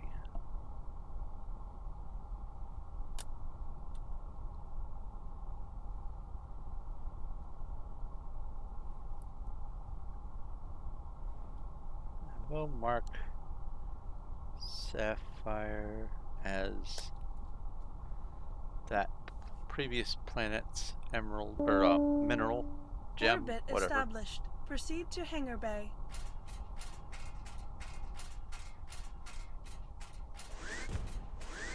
Okay, let's do this. I didn't check to see what time of day it was.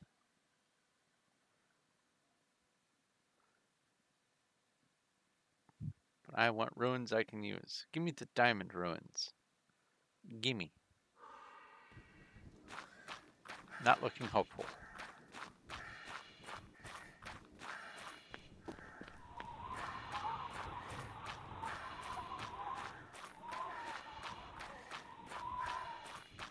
I do kind of like these rock formations, so the little archway thingies.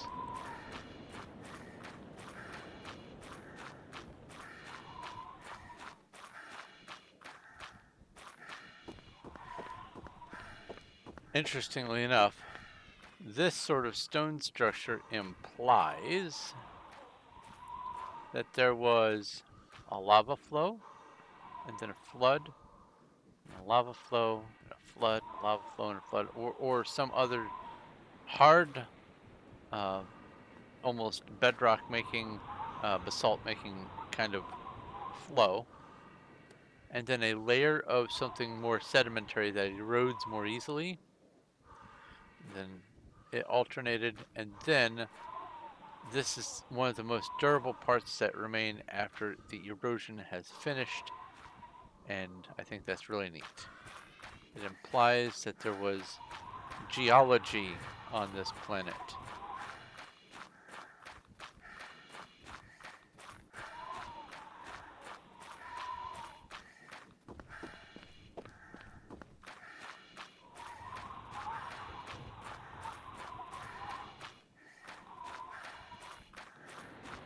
I see a cave. Okay. Weird that this planet has oxygen. Has oxygen, it had geology. Terraforming failure, maybe?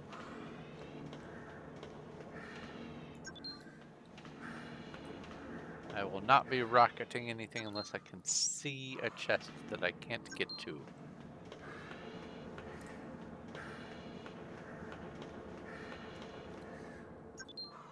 Rocket fuel.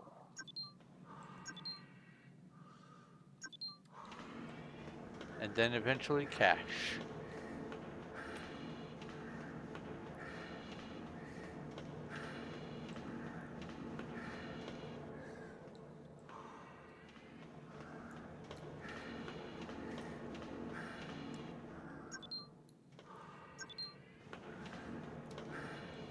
Okay. Oh, I did it again. Wait, isn't that the name of a song?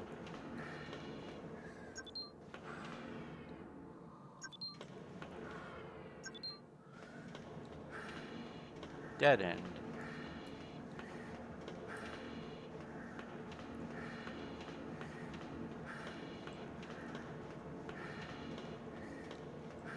And that's that cave finished.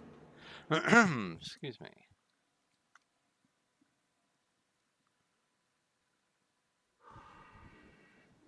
I was going this way.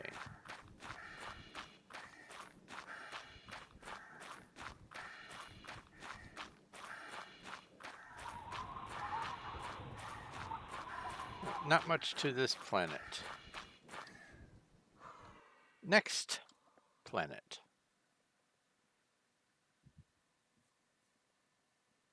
I have some Mountain Dew knockoff because there's a boil order and I just wanted to get some drinks. So we've got some Arizona green tea, some Mountain Lightning, some jugs of water, Orbit disengaged. case of bottled water. I got some mango cranberry juice and some apple juice. Important to stay hydrated. Most of the jug water is to be used for making coffee and whatnot. Alright. Solar engines engaged. Regulus.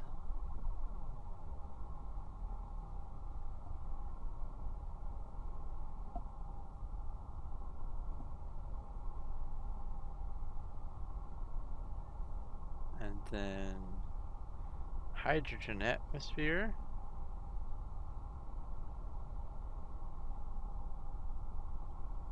Frozen ammonia. Liquid. Cool. 2 more planets, and if there's no diamond ruin, then we go to the first planet. Orbit established. Proceed to hangar bay.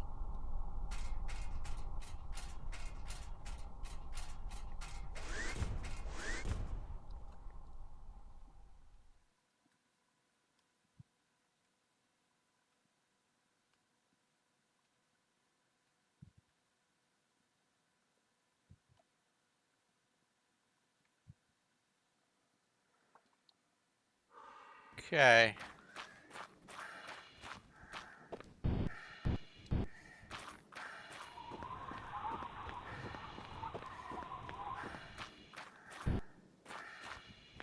Talking about the coffee and smelling the coffee again has made me want the coffee even more than I already did.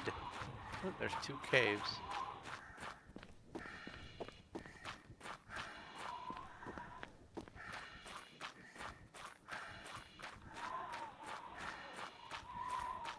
So as soon as I'm done with my stream, I'm going to be getting some coffee. So right now I've got tea.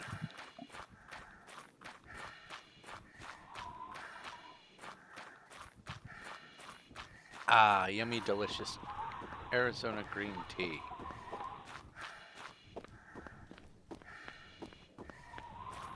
Well, that's neat. The cloud skybox. That's kind of cool.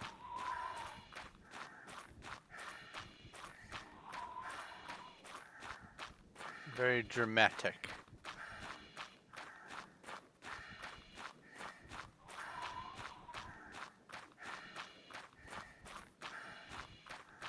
I'm thinking that it's just those 2 caves. So let's go get some oxygen and check one of them out.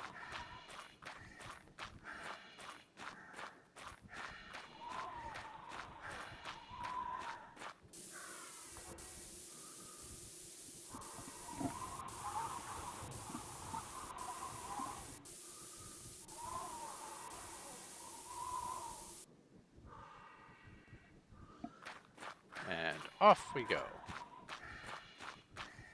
Towards the dancing red arrows.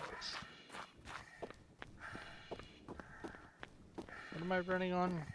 Frozen ammonia. This is frozen ammonia, huh? Okay.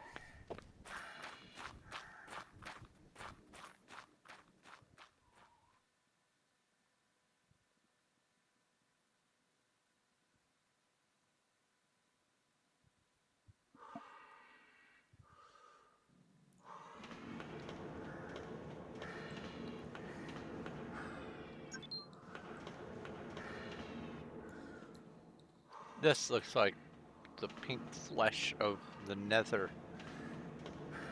This is emeralds, huh? Okay. Don't really need emeralds, but I'm here and they're here, and so now they are not. But I am also not.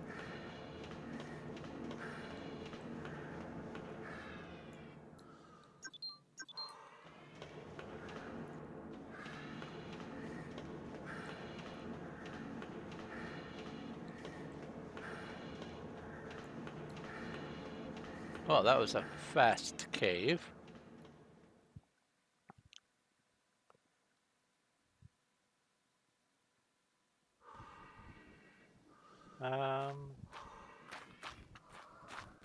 Get some more air.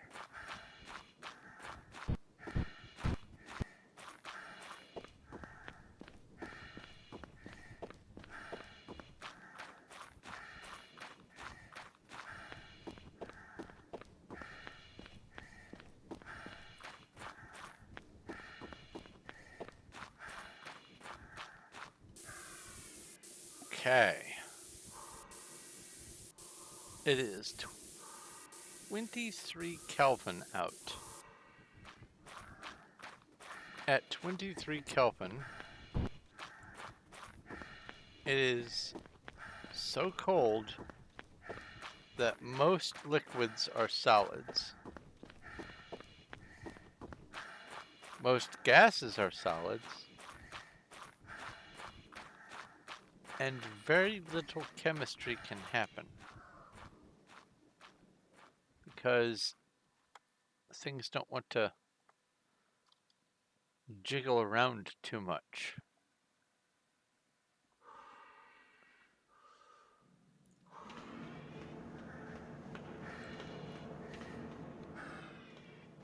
Which is to say, there's no liquids or gases. Oh, I need to stop sprinting.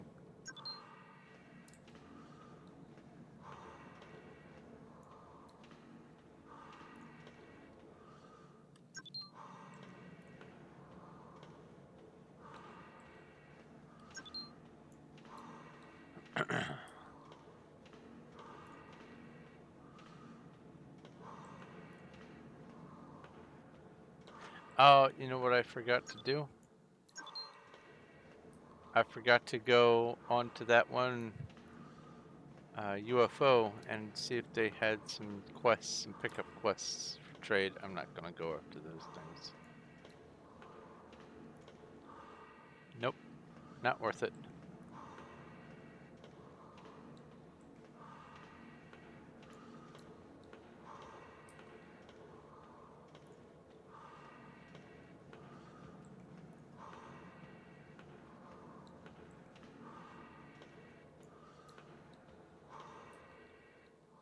I really do think that this is what the Nether is meant to feel like. This sort of almost reflective, slimy texture.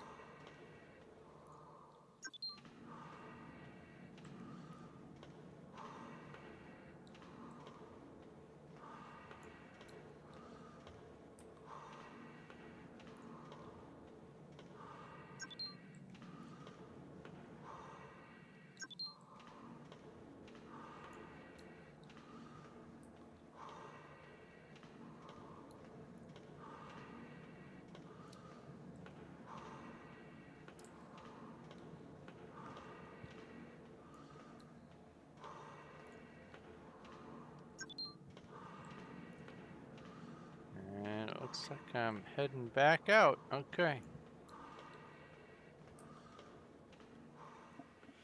One more planet. It's 4 hours into the stream. I was hoping to find... Well, I mean, I found a couple of dungeons already.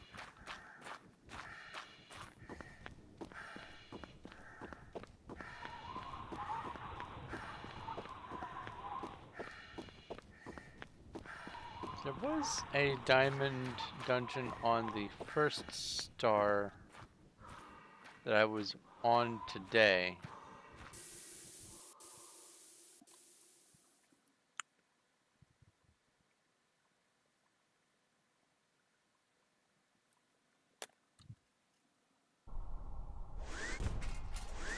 could do that one. And then just leave the other one, because the first one is all the way at the far end of the opposite corner of the sector chart. Let's see here. Star chart. Oh, I'm on star chart. Orbit disengaged. Sector.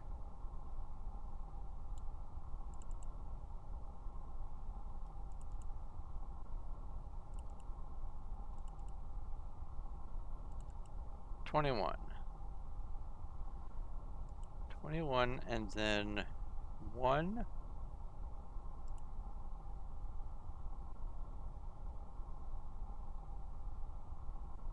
That's 5, 4, 2, 3, 6, 1.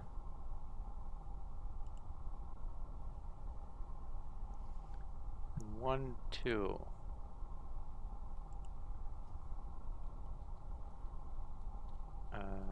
Diamond Ruin. There. Now I don't have to fly all the way over there just to get to it. Cool. Alright, now let's bring this sector map back up. Okay, now.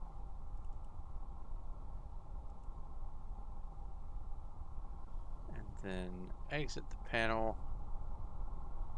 Because I still have one more planet to do. Or do I? You are a gas giant. Carbon dioxide. And no liquid. Alright. So, if I do this, if I do this, and find this one, I'm aiming right for it. Let's go to Warp engines engaged. the second start. That was really close. That was embarrassingly close. Or the second planet.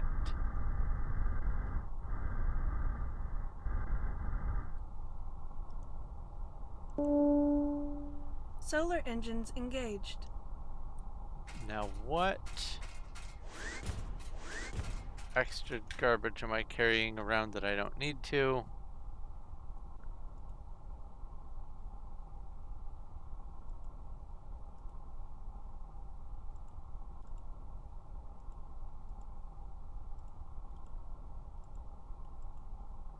Let's just get rid of all of this stuff. Warning. Planet contains hazards. Proceed with caution. 132 rubies. I mean, not bad. Not bad for a first haul of rubies.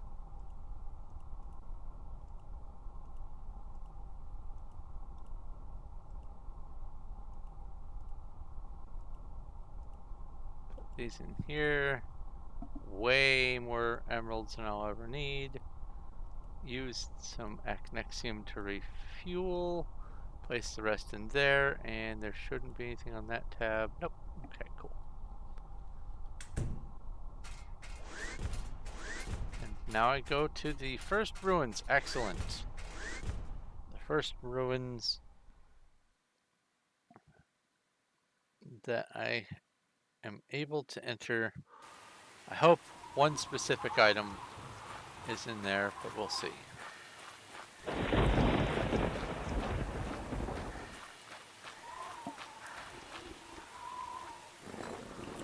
Open the door. Open says me. In I go.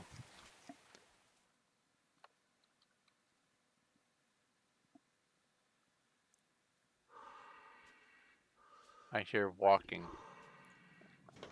I don't like it when there's monsters in here. Wow.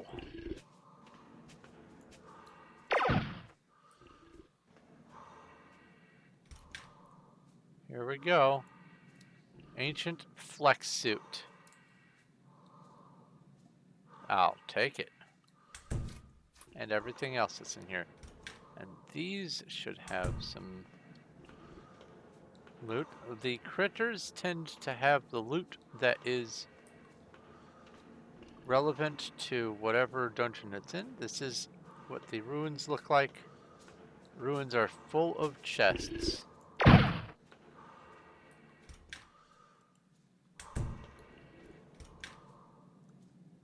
And they have all kinds of ancient things. The tablets are largely meaningless.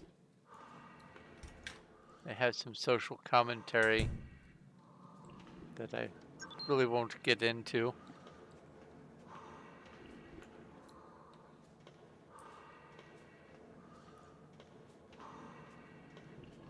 It's kind of humorous.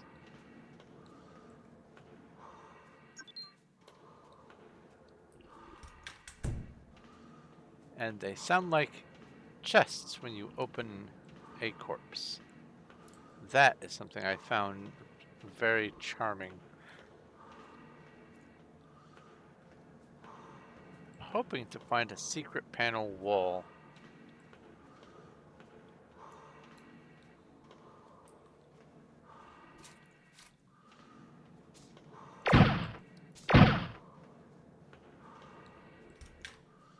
There are no repercussions really for killing those things. Even if they aren't attacking, I can make a health kit so that I can sell the health kit schematic because I have plenty of health. They are not intelligent or sentient or whatever.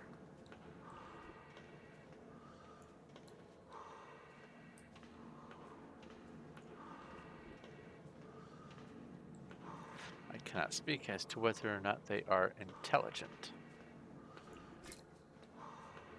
They are killable. And they do provide loot that is needed. Alright, this planet has liquid mercury, so I can't really go diving down into it, I think. Oh no, I can! I can dive in liquid mercury now.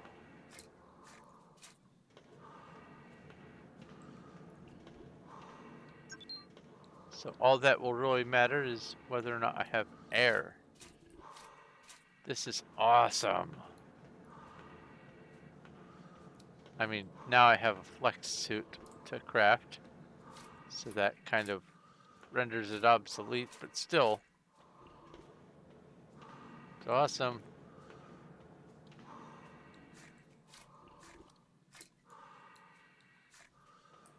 Saw some funny pixels just then.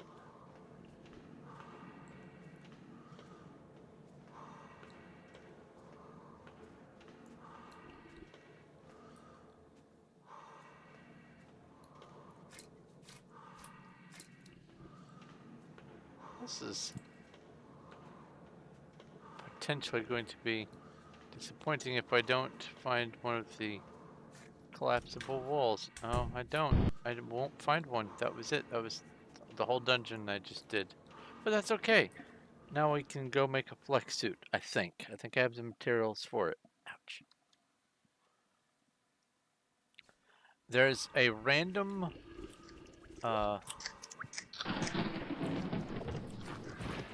ancient schematic inside the first chest in every ruins. And there are a number of special items that you can craft from this that just make playing so much easier. Flex suit, definitely one of them. Let's see here.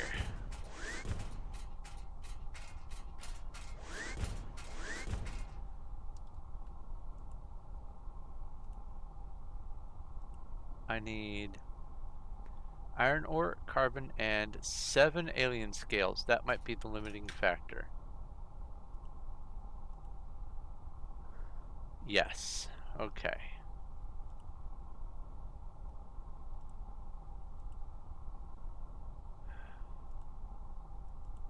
That's all right. Oh no. Oh, I meant to put that over there. That's fine.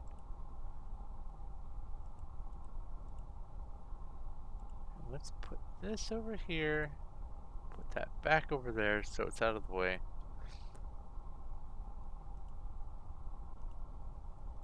I think I will still go back to that one planet though.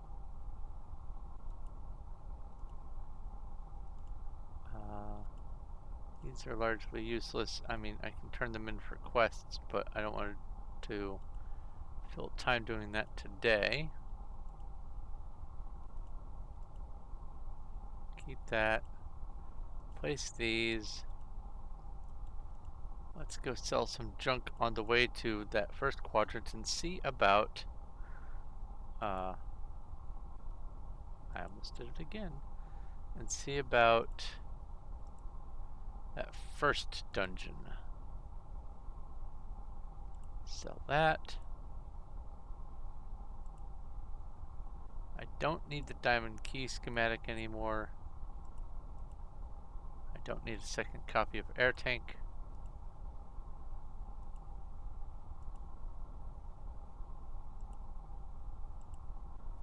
Okay.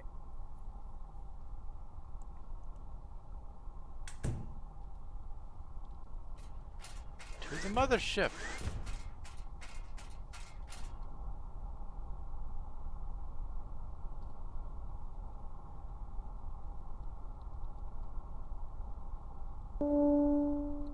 Orbit disengaged. Warp engines engaged. The first item I found, the first ancient item I found makes it so that traveling between stars is a bit easier. And I was kind of hoping that that would have been the first one on this playthrough, but it's okay.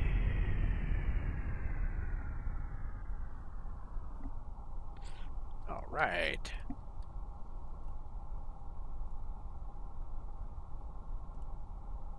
While you dock, I shall sell things.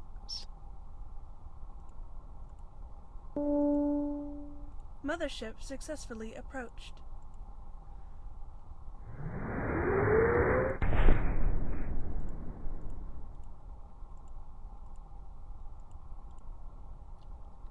Okay.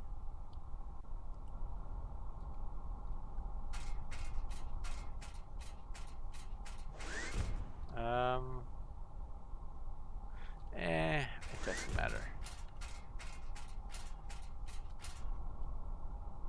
I will find plenty of these things anyway. I'm sure. So let's just hasta la bye-bye them. So this has an item in it. It restocked, air quotes, but it doesn't show up. Fascinating. Okay.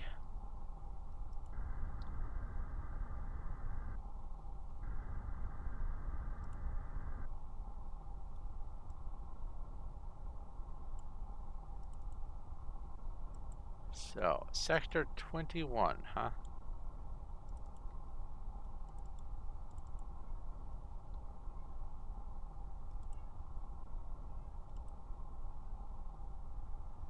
And this is 21-1.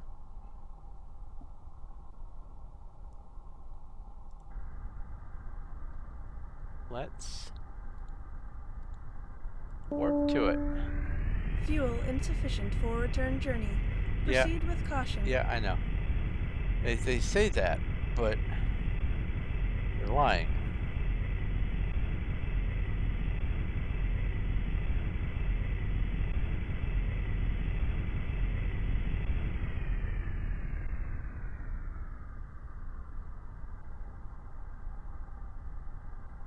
That barely bumped me down to 200.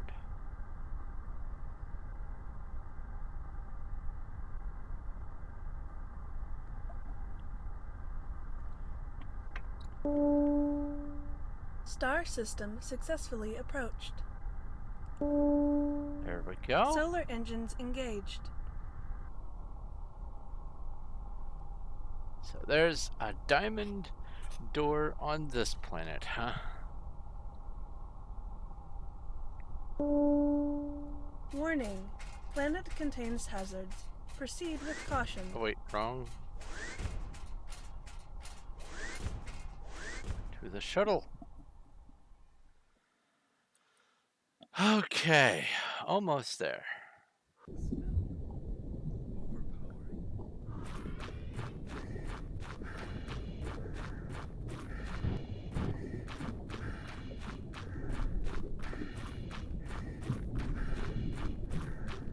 I have some resistance to it. I'm just going to go in. I think the atmosphere in here is still going to be dangerous. Yeah. So let's get this. It is another flex suit because of course it is. Don't really need anything else that's in here. I mean, there's probably something useful-ish.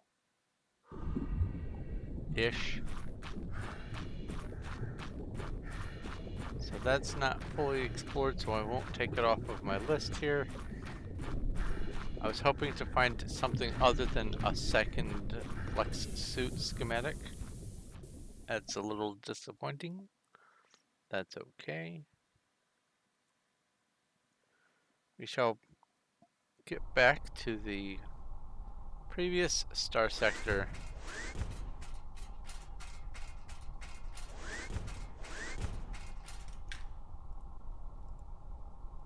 Put all of that over, put that over.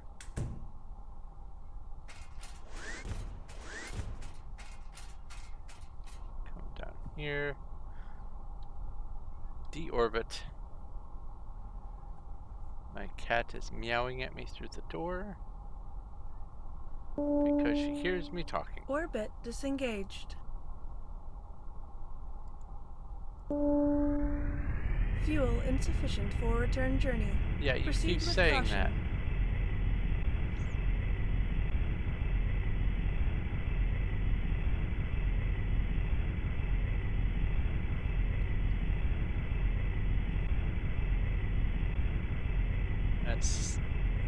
That should have taken all of my fuel to get from A to B.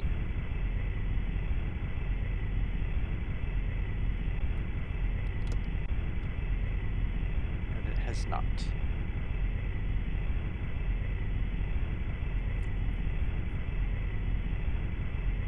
And it will not either. Because here I am. Alright. Let's do this. Trade. Send this over there. Sell item. Okay. If you'll give me just a moment. I need to make sure that the cat is okay.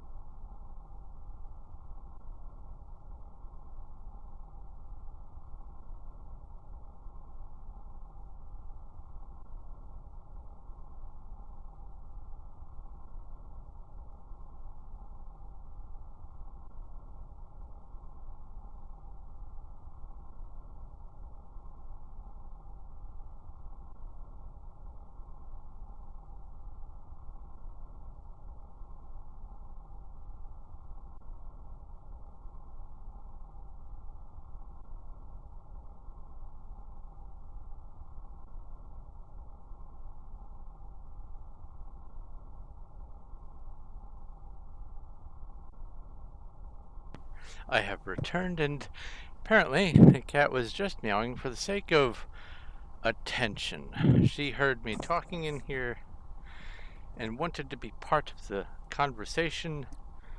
She is a cute cat. Okay, so I need to select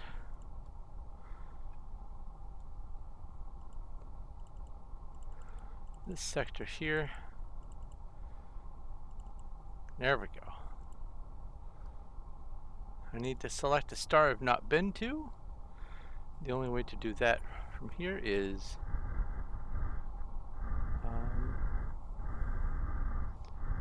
wait a minute.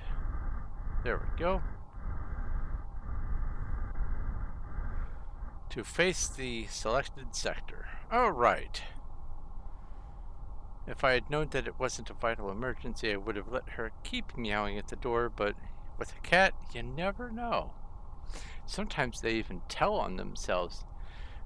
Dad, Dad, Dad, Dad, I pooped on the floor, Dad. Alright, what's a good one to start with next time? Because I'm going to wrap up. A standard star looks good. Fuel insufficient for return Oh, journey. yeah. Proceed with caution. Yeah. Here, let me get you some more fuel so you stop dinging at me. Warning.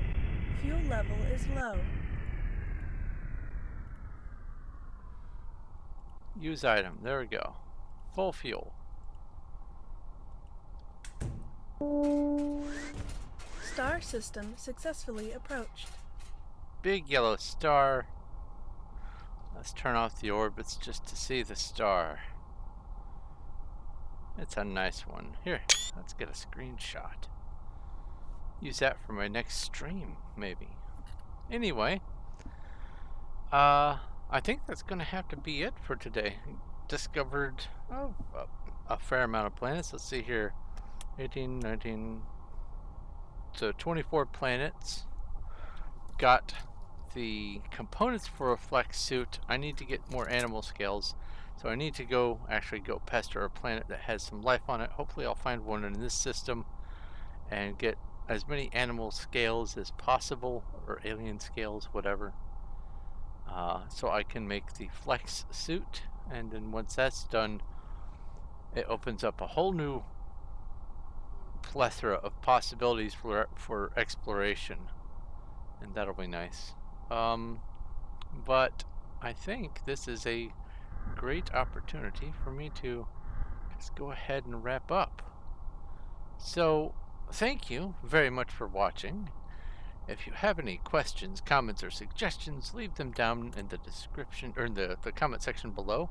If you want to look at any of my links in the description below, I have a link to my Discord where there's lots of stuff going on. Not the most active of users right now, but there are enough people doing enough things to keep things going, and there's also just tons of stuff to see and to do. I've made sure that there's like literally hundreds of YouTube channels being piped in. There's all kinds of content everywhere. It's very busy. It's just, you know, people tend to lurk more than do stuff, and you are welcome to be one of the lurkers. And if you do decide to join, pick a role. You will probably be picking the YouTube role. Otherwise, you won't be able to see much of what's going on in the Discord. I also have links down there for the Streamlabs tip if you feel like doing that. I can, for instance, if you give a tip and say you want a star named after you or a planet, I can do that. Or say you are interested in helping me out next time I stream on Sunday for my Skyrim Sunday for the cab fare, you can help get my character some cab fare or whatever. Or you can just say, here, get a pizza or whatever. Or if you want, you can support me on Patreon, where I have a number of different tiers, and I'm still trying to work out all the perks for each tier. But for sure, the Lapis rank, you will be able to get a signed copy of any book or game that I produce in the future. Why is my engine making noise now? interesting. Um, anyway, if you like this video and you like what I'm doing here, please do give a like. I appreciate it, and it does help, believe it or not. And also, do go ahead and subscribe so you can help me get along to that 2,000 subscriber mark and beyond.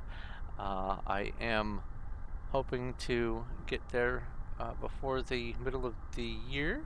It's one of my objectives, and I will, in pursuit of that, continue streaming at least every day. There is going to be, in near the end of this month, there's going to be a few days where I will not be streaming, and I have posted something mentioning that on my community tab. The 22nd, the 23rd, and maybe one or two more days after that. There's to be a wedding that I have to participate in, but it is not mine. It is just I have to be present for it.